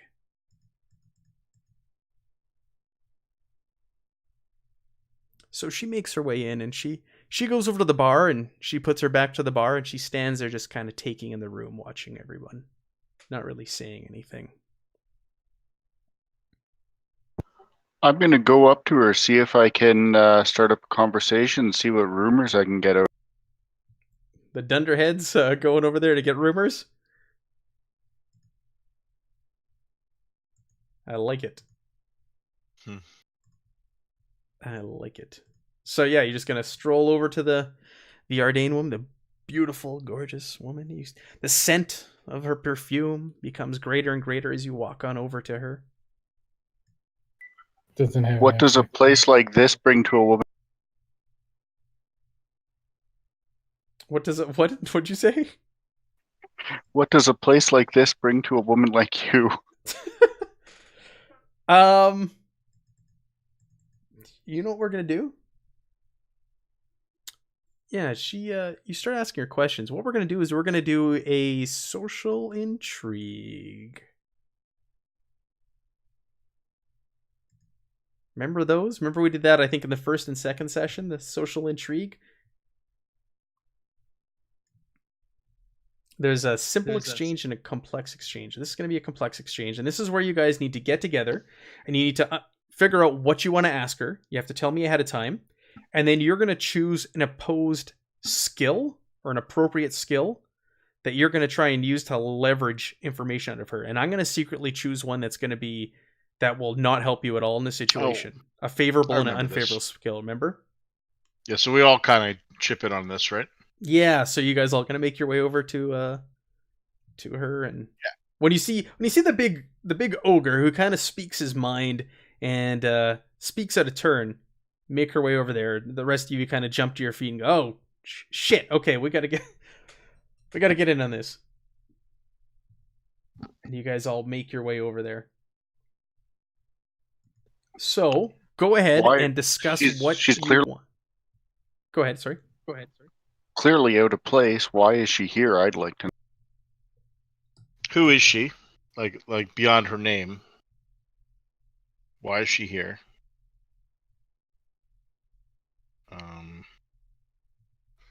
Yeah, why being what business does she have in this town? Yeah. And then do we want to try and find out about why she's armed, or why she's armed with a weapon that implies that she's shady?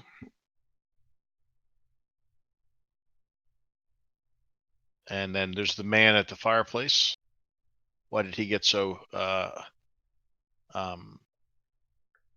ruffled when she came down the steps. Do we want to ask her about Witchstone or no? No. No, that's Maybe all. you be more vague, like anything interesting coming in the next few days. Yeah. If we tell her about Witchstone, then she's interrogating us. Let's say don't mention it. Just ask where we're looking for rumors. Anything interesting going to be Yeah. coming into dock in Yeah, the next yeah. few days? Yeah, The that's rumors- rumors are good. Yeah, that's what's her business here, right? Yeah. Or what have you heard? Would be another thing, I guess. It wouldn't be bad to know what she knows about the town, too. How many things do we get to ask? You guys determine at this point what you all want to ask. There's really no limit. But depending on how you make out is going to determine what How gets far we get. answered. Yeah. Right. Okay.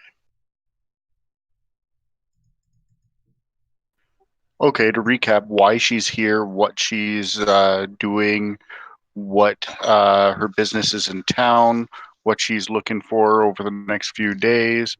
Anything else? Who that man was at the fire and why he got upset, flustered.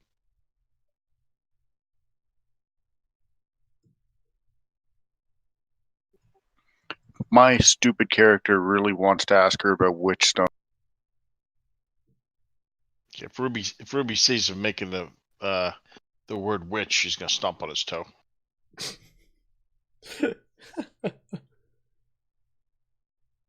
Okay. So, let's go ahead. So if the character simple exchange based on alignment and social status, she is an aristocrat for social status. Sorry, what was that? It cracked on me. She's an aristocrat when it comes to social status. So is Edmund. So if that matters It does. to offset. It does. So, so if a character's social status is different than that of the NPCs, the roll is at -20. The character has the same amount of order and chaos ranks, which you guys don't. Okay. Ooh. So everybody who's not of the same social class as her has a -20 to their roll. What's her social class? Aristocrat. Oh. And for you, Edmund, it's just going to be a standard. What skill do you want to use? So it's going to be all the skills under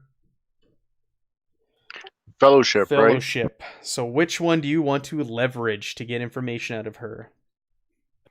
I get a bonus to rumor, guys. Anyone else?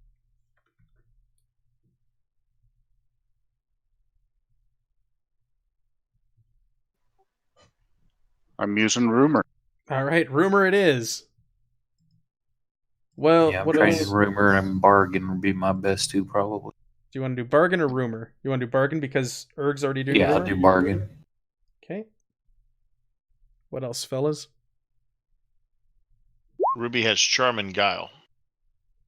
Which one do you want to leverage? Probably guile. Okay. What, And Barsh. what's left? Charm. Charm. Oh yeah. Charm, yeah. Okay. Would my larceny work for any of this? You can steal her Larceny. heart. What is There's it? if any of this is illegal information. No, it wouldn't help on this one. Sorry. I have folklore. It's under all the skills under fellowship, Barsh. I have none. Yeah, I don't have points in any of them. That's fine. You can still roll because bargain, charm, guile, and rumor you don't need to be trained in. Like they don't have a star next to them, so anybody can use those, and you don't have to flip the result. And it's at a -20, Barsh, whatever you roll, because she's of a different social class status than you. Are those the only modifiers? That is the only modifier. Woo, Edmund. Okay. So we have our number.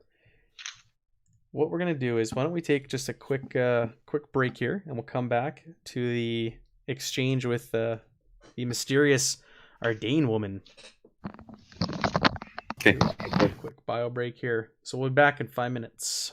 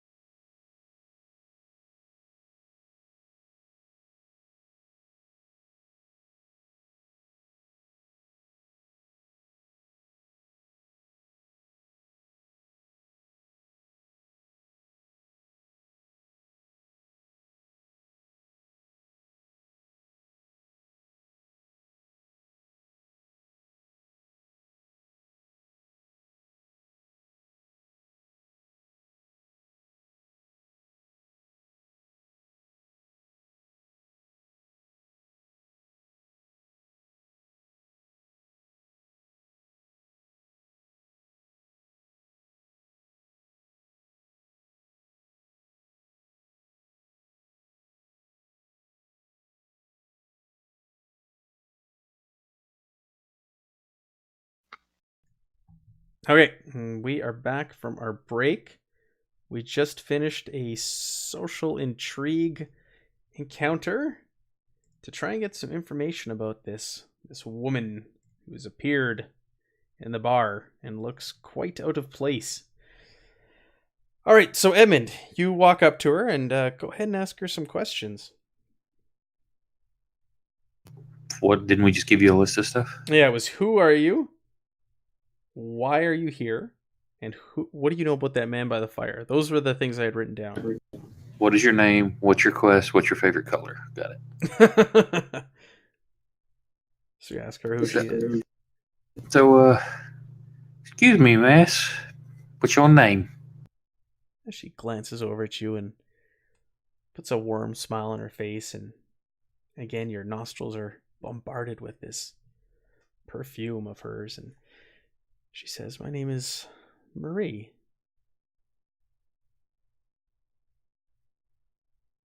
Oh, well met, Marie. My name's Edmund. Oh, nice to meet you, Edmund. You enjoying yourself? Yeah, we just got here. Nice to be out for rain. Good food here, and of course the scenery's very nice to look at. Kind of, but Yeah, not in a creepy fashion. No, she smiles. She smiles at you. And she goes, "Oh yes, yes. One-Eye Jacobs is quite renowned. I'm new here. I've recently arrived as well, but the renown of this establishment has drawn me here." So you come here seeking to be a purveyor of the offerings? You work here? Yeah, no, for employment.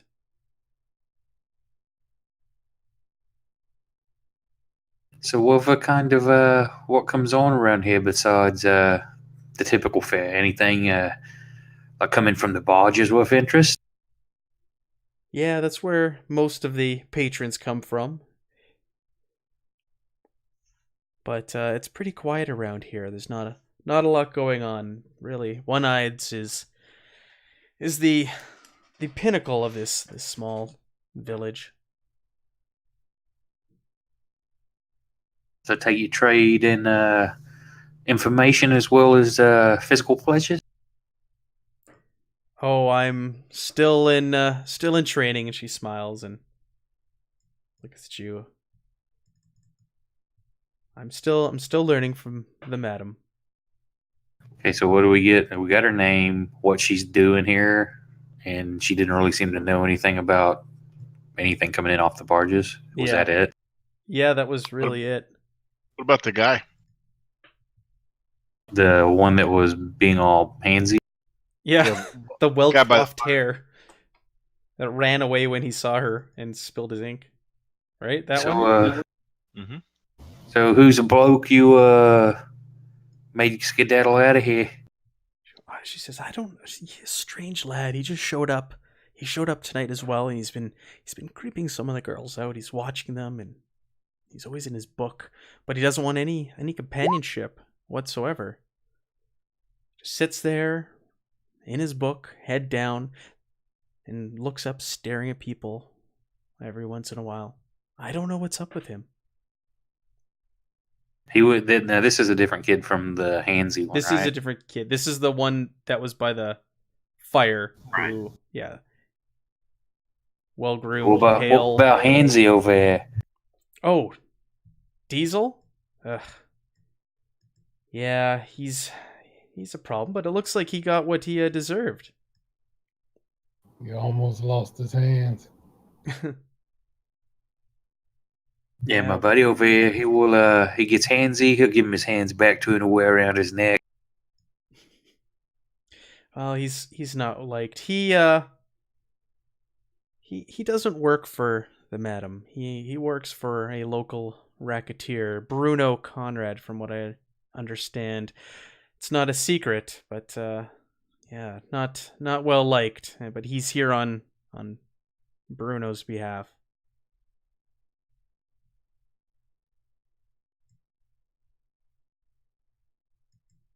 Is that all we want to talk about, or what? I mean, Parsh wouldn't have much to say to her. Yeah, those were the things you guys had written down. So with that, she excuses herself. She goes, "Oh, pardon me, I have some business to attend," and she Oh, excuses I have a herself. question for her. Oh, okay. Excuse me. What did the young harlot mean by it worked, what you taught her? I'm always looking to sharpen my skills in the pit. Yeah. Yeah, you ask her about that. She quickly dismisses what you said with a disarming laughter, and she explains, "Well, he's been handsy with the girls. It's about time he got his just desserts." And with that, she excuses herself and walks over to the madam, and the two of them start talking, and they go to the back room that she ushered the prostitute away to earlier.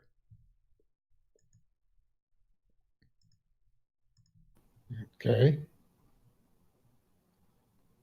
I just look at her, spit on the floor, Yeah. and nothing. Just okay.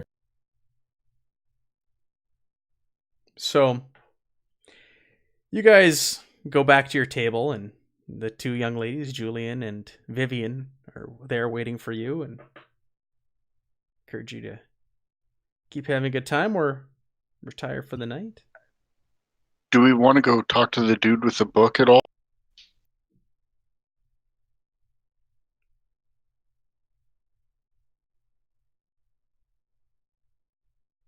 He's upstairs now, isn't he? Yes, he ran upstairs. Is he? Ran upstairs, and you heard a door slam behind him. Do we want to go talk to the dude with the book at all? Yeah, we can find him. That's fine. Yeah. Ruby says, "Why don't I go up and see if I can talk to him? He seems to like the ladies." Sure. Yeah, so Ruby, you make your way up this big grand staircase upstairs. You know what? As you're walking up the stairs, it dawns on you. There seems to always be music in the air in here. Even when the entertainers have put down their instruments. It seems to come from elsewhere, like deeper, like below the inn or something. It's just it's odd. It's just dawned on you as you're walking up the stairs now. Something's just so odd. now there must be another level to this place. Like there's more party going on downstairs. No. It's not muffled or anything. It's clear as day, but it seems to be emanating from elsewhere. All right. Well, is it from upstairs? It's coming from. Is it getting louder? No, Is it getting louder as she goes up the steps? No. It seems like it's coming from below the inn. Okay, well, we'll investigate that here in a minute, but Sure. she'll scurry I'm up right the behind steps. Ruby as she goes up.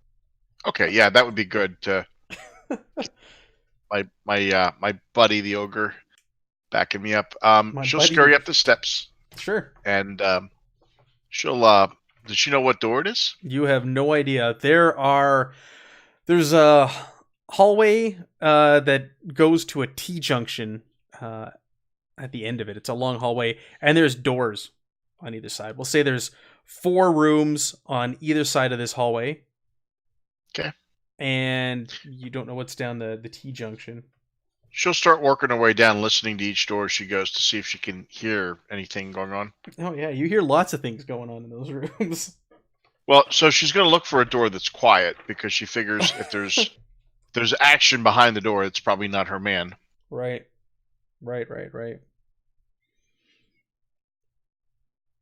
So let me know when she comes to a door where she doesn't really hear anything raucous going on. Mm-hmm. Yeah, you start listening to the doors, and I'd say you do this whole hallway, and you make your way down the T-junction, and there's doors down either side as well, and there's about 6 in total over here, and you make your way to about the 4th door, and there's complete silence coming from this one.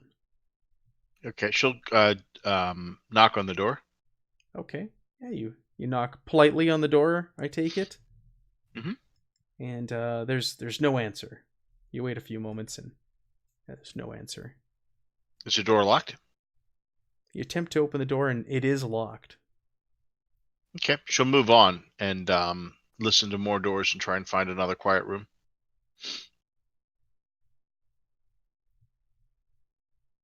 Yeah. You keep going up and down the hallway, and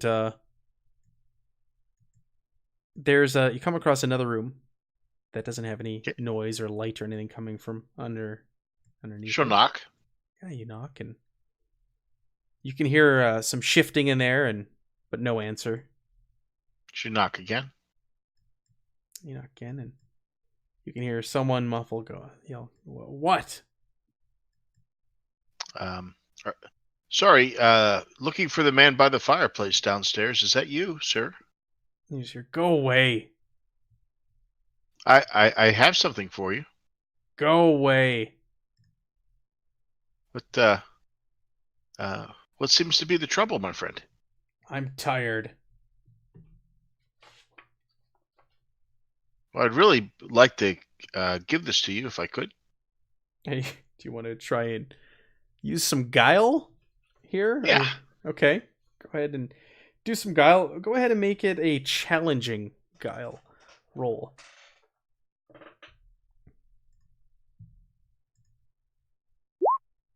Yeah. Oh. You hear, fine. And give me a moment. You hear rustling and gets up, and the door unlocks, and that man is I standing. push my way into the door. What are you doing? Oh, don't worry about my friend. He's just a little overprotective.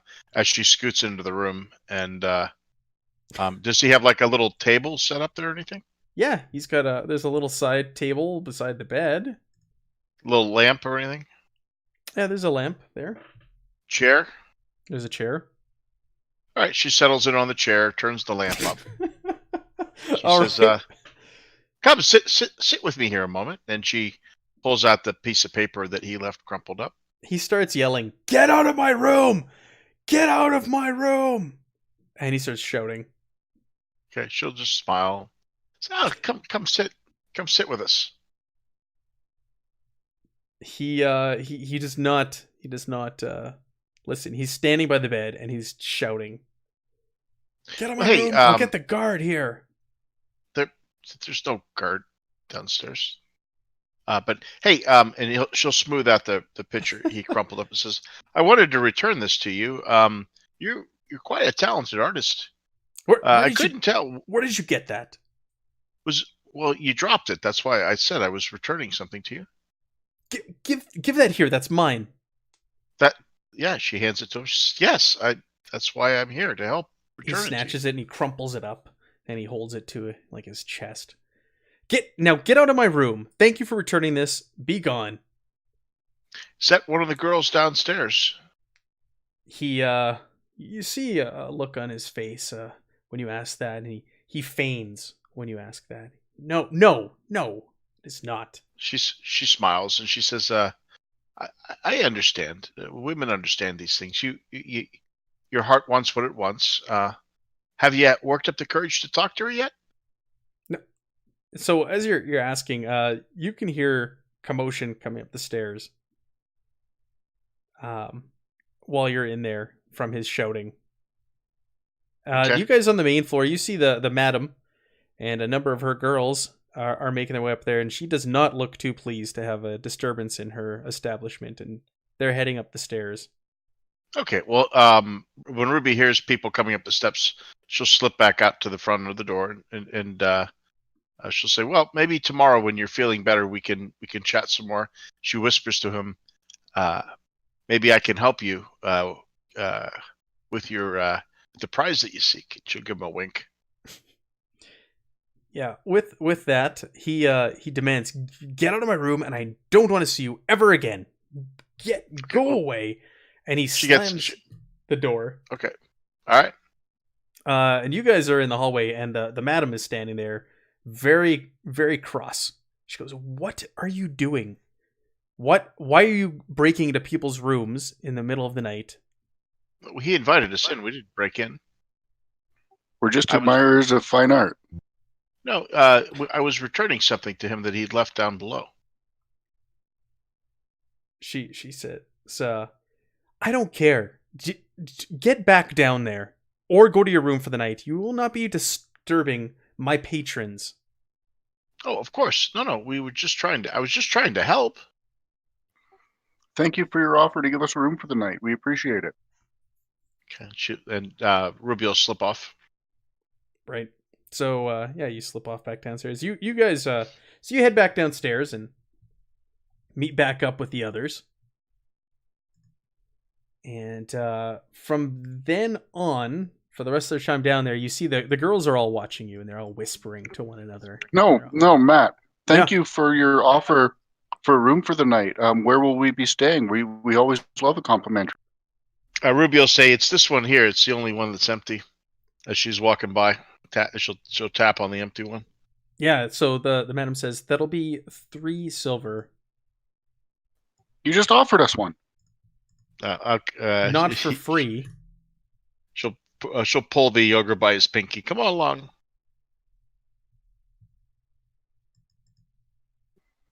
I don't understand that. Yeah, it's okay. All right. So the remaining ones downstairs, yeah, they're all. Ruby's gonna tell the party about the music. Can anyone figure out where that music's coming from?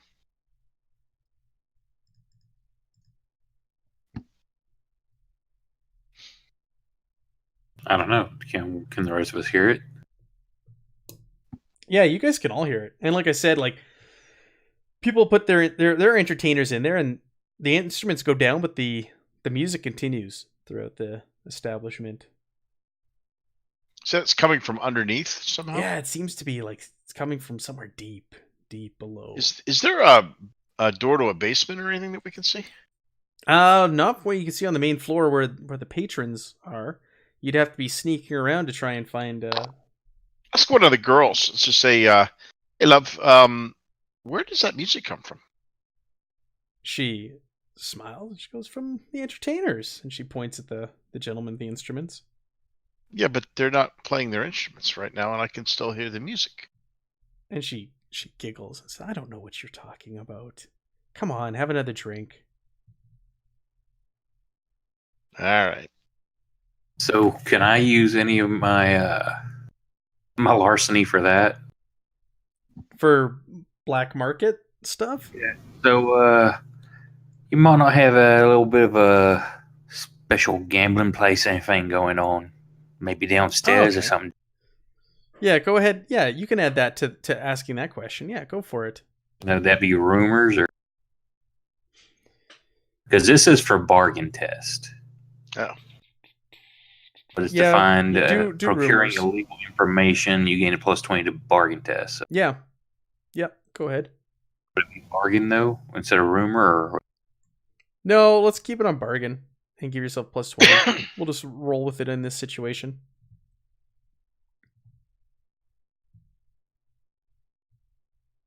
She smiles and goes, no. Anything that you want or your heart desires at One-Eyed Jacobs is available. We don't need to hide anything. There's gambling here. I'll kind of pull a silver out and kind of just play with it in my hand. You sure there might not be a little something extra if somebody asks really nicely? What do you mean by that? She smiles. Just I get the back of her hand and kiss it, but I leave the the silver in her. I don't know if you know of anything that could lead to, a good time that maybe not everybody wants to know about. Let me know. No, I will. And she smiles and walks off. Talks to some of the other girls. Dear Playboy, we were at One-Eye Jack's and I handed her a silver. Next thing I know, there were 4 girls. No, I'm sorry. Yeah, you see, it's a dog night. So, you know what else it happens while you guys are in here? So you pick up on this strange thing in the music. Also, the sweet scent of perfume and incense lingers in the air and gently caressing your senses, making you kind of slightly giddy. Nobody has any remaining injuries on the peril condition track, do you guys? Mental? Spaghetti bars. No? Did we recover those? Well, we haven't really said. But if you Rested a do, couple of nights. if you do, it would restore one positive step up. Yeah. Based off of whatever's happening in this establishment tonight. Guess I would Well- be unhindered then. Ruby would actually like to do some gambling if that's available. Sure, she can gamble. Okay, because she's skilled at gambling and she has some special abilities for it. Do you Oh, really? no, I didn't have anything. Uh-huh. Oh wow. Yeah, she has this thing, what is it called? It's called incredible numeration. I think I have that as well. Me and Ruby would like to sit up at a table. Yes. I think it's only effective if we're cheating. I'm trying to take a look here.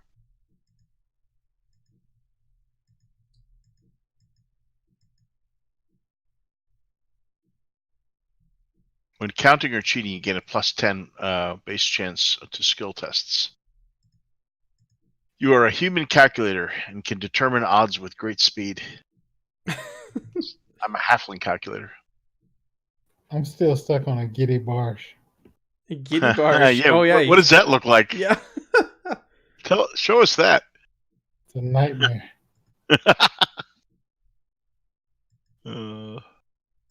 Yeah, so you guys want to do some gambling? There's a table of merchants who are playing cards for money. Yeah. You guys can make See if your we way can over join. there and ask to be dealt in. Yeah. Yeah, so they go, yeah, we'll take your money. And they welcome you over to the table. Okay. Big one and small one, we'll take your money. Let's pull up a chair. On a scale from 1 to 10, Ruby, how bad are we going to cheat here?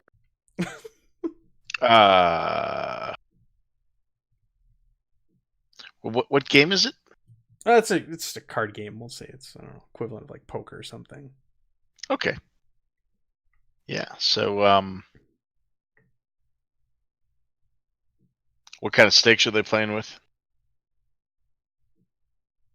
No, these aren't high stakes. These are just traveling merchants. They're spending a lot of their money on the ladies and drink tonight, so fairly standard fare. You know, there's some silver on the table, but it's mostly pennies.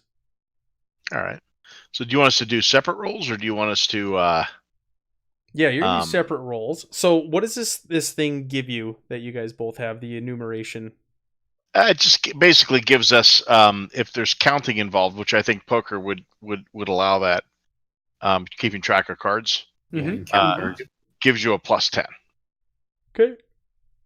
So where I don't think it would help you is a game of randomness, where like coin flip or a die roll or something. Right. So +10 on top of your whatever bonus you already get for your intelligence. Yeah. Exactly. Okay. What difficulty do you want? We're gonna do it. We'll just do standard, and I'm gonna roll for these guys as well. There's 3 other guys there. All right. Oh, Ruby. Ruby, do us proud. She had a 60. She rolled a 97. Yeah. Oh, wait a minute. I got a 45. That's a terrible bet for me to make. Something's goofy On there. stand- Hang on. I don't think so. I don't understand what happened there. Hang on a second. Let me just check something.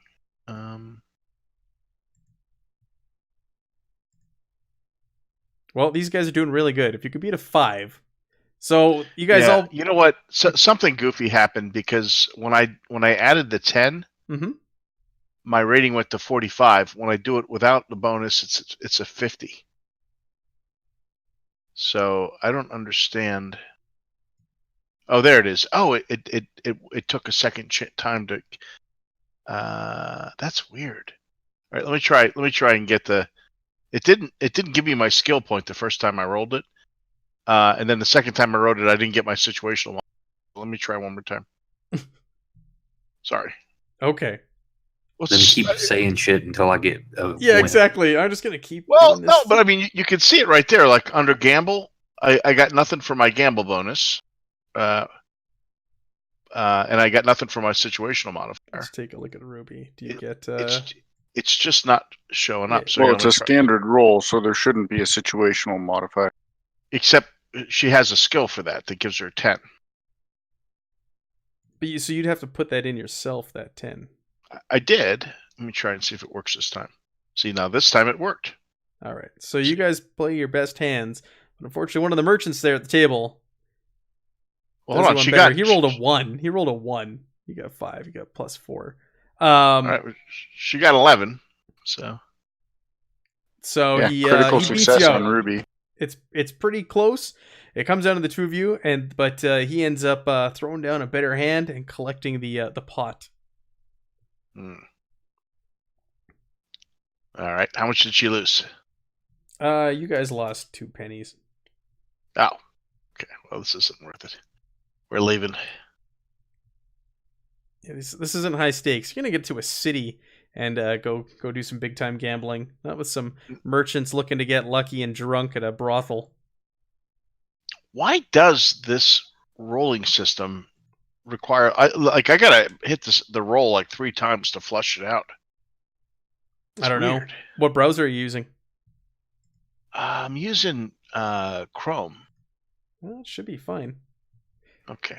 I'm sorry about that. It's frustrating because you could see it in the window there, what was happening. But yeah, so the anyway. evening continues on, and it's about like 2 a.m. at this point. You guys have been drinking and just having a good time. And folks are starting to call it a night or head upstairs for some further fun. What do you guys want to do? Do you want to stay up, head to bed? Is there anything else you want to do or look into? Get in my bottle and going to tuck it in with me. Sure. Yeah. Okay. Unless one of the girls brings me some information or anything. No, you don't get any further information, Edmund. But you're down a silver. I've already marked it off. Okay.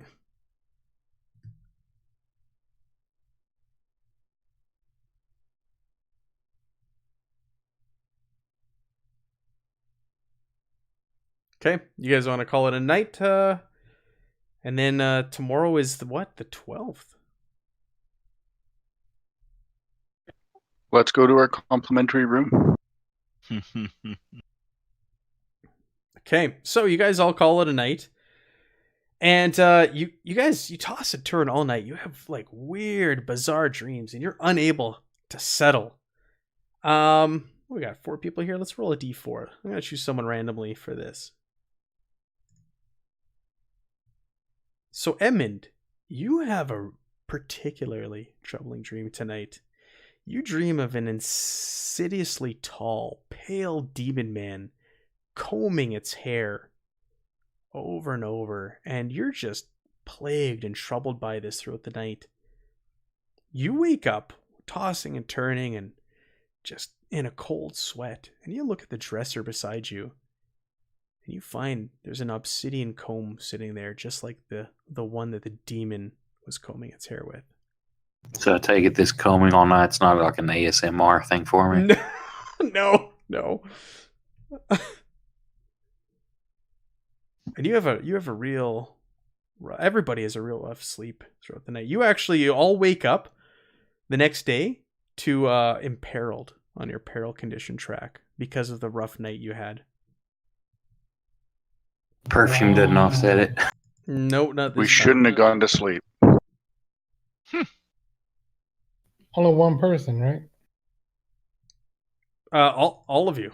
You all start the morning imperiled due to your rough sleep. But Edmund was the one who had the strange dreams of this demon creature combing its hair, and awoke to find the comb sitting on the bedside table next to him. Is the comb actually like physical? Is it there for real? Oh, it's there. Okay, I'm gonna pocket it. Of course. Attaboy. And we meet and get everybody together for breakfast or whatever. Yeah, something's up with this place. So, Any of you lads have some weird dreams?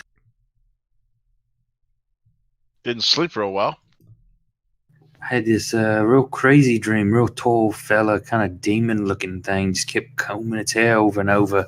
And when I woke up and I pulled it out of my pocket, laid it on the table, this was on the nightstand beside me.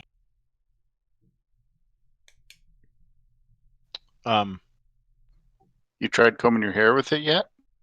No, not yet. I figure Mr. Wizard over here wanted to have a look at it. Erg. Push it across it.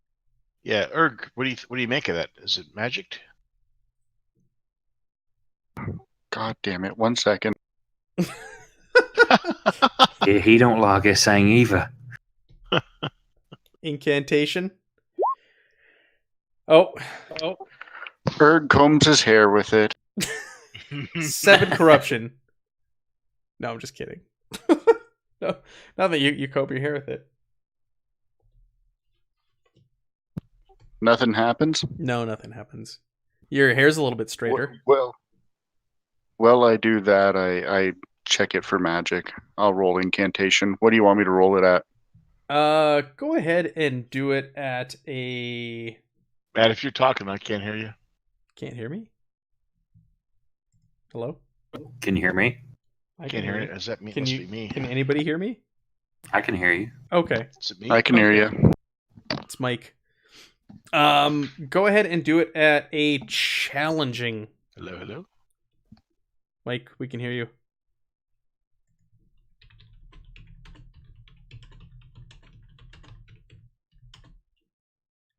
Hello? Yeah, you look this thing over and you study it, Barsh, Erg, but you cannot sense any. What do you sort of think? magic. Should I re-roll it? 15 minutes left in the game. I'm re-rolling it.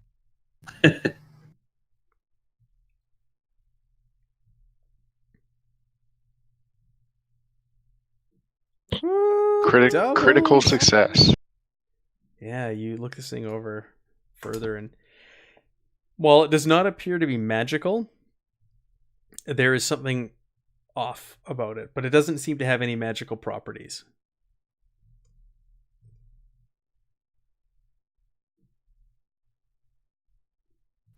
So not magical, but something's off about it. Yeah. Okay, I say that to Edmund and hand it back to him. You won't keep the saying I'm not too fond of it. Let me throw it in my big bag of evil crap. Great. Why do we have that? One day that's going to explode. Yeah. That's not good. That's not going to leave Our a happy downfall. place. So we're on, it's the 12th, and the Witch Stone is set to arrive, according to the note, on the 13th. What we're going to do is we're going to end here. We're going to end a little early, and then we'll pick up next session at the top of the day for you guys to go into around town and do some investigating. Cool. I'm going to give 2 corruption to Edmund based off of that dream that you had. And Erg, you get 3 corruption. For combing his hair with it? No, he's got some questionable contents in that bag of his that he's carrying around.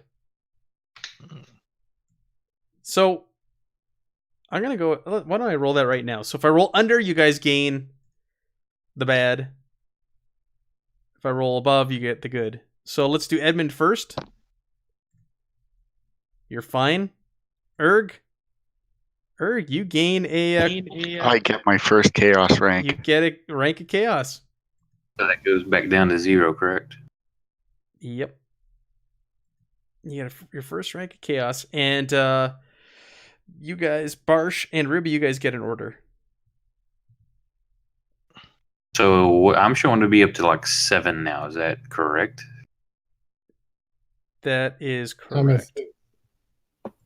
Should I be at 7? I'm at 6. You should be I'm at at- 7. Basically, we're getting the beginning of next game already. Yeah, we're taking care of it now at the end of the session.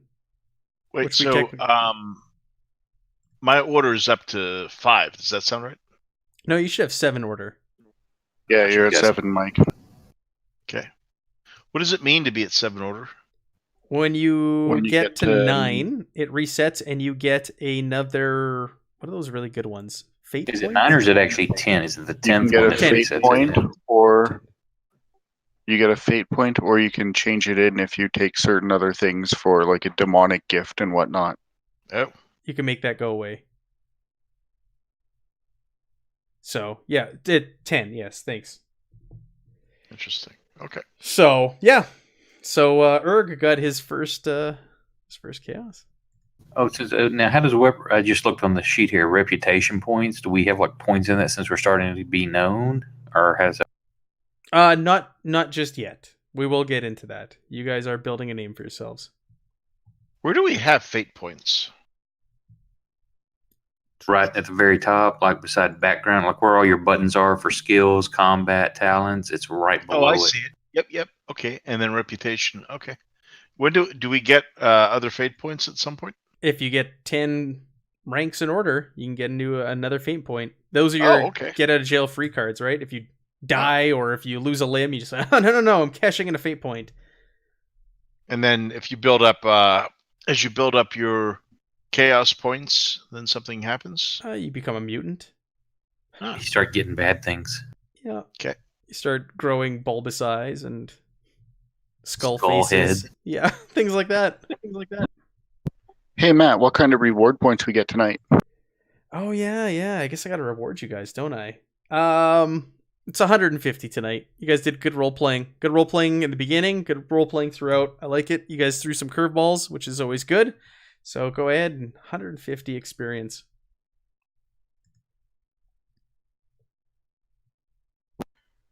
I think our- that finishes off everybody's first profession. Yep. Oh, 50 really? point more, and we can change unless it's out going something crazy. Yep.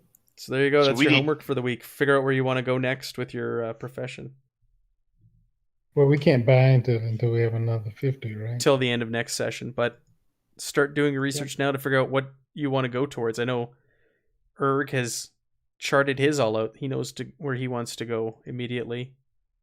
I guess it kind of works out going down the river. I'm leaving with it to these some wardens. chance. That's I picked a pilot. Yeah. What does Edmund think he wants to do?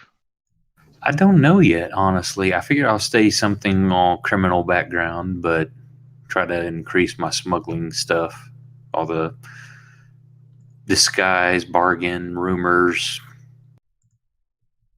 stealth, counterfeit, that kind of stuff. You just got to read through everything. Should I tell him my plan, Matt? Yes, go ahead.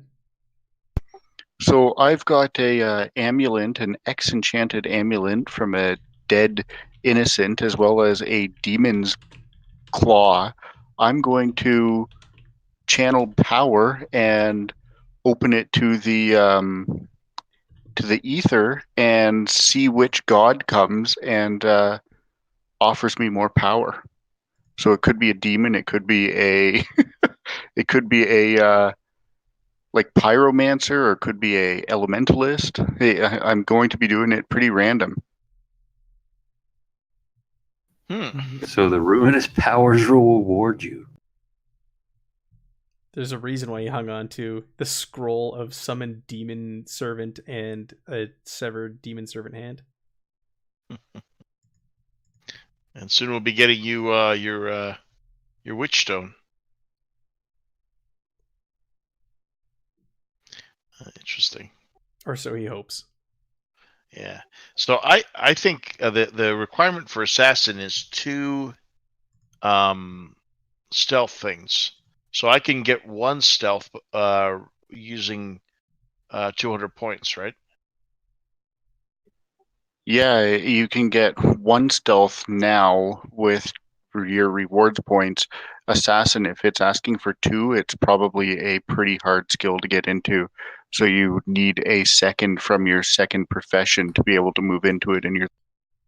Okay, so I'm gonna have to take an intermediary profession then. Yeah, unfortunately. Okay, I have like 2 or 3 that I was looking at. So Hey, I'd love to go archmage, but it's not going to happen. yeah. Well, no, I mean there's actually an interesting one that I found called Vigilante. Have you guys seen that? No. It's a little bit of stealth mixed in with a whole lot of kill. It's just like a nasty, but it's like weird. It has an alter ego, and like the example that they give is Jack the Ripper. Oh. You guys also have access to the new professions that are in Main Gauche. I'm allowing all those. It's an official supplement, and the stuff that's in that early access, it's done. Like, it's finalized, and it's going to the printer soon, I believe. So feel free to look at those and use them as well when branching out. Where is that? I have it available here. But I'll end the stream here, and we'll cut that off. So thank you to everyone who joined us and watched. We had some real people in here tonight, which is awesome. And we're slowly gaining traction on our Zweihander viewership, and we appreciate it because we're loving this game. Nice. So we want people to come in and join us and enjoy it with us. Have a great night. Epic.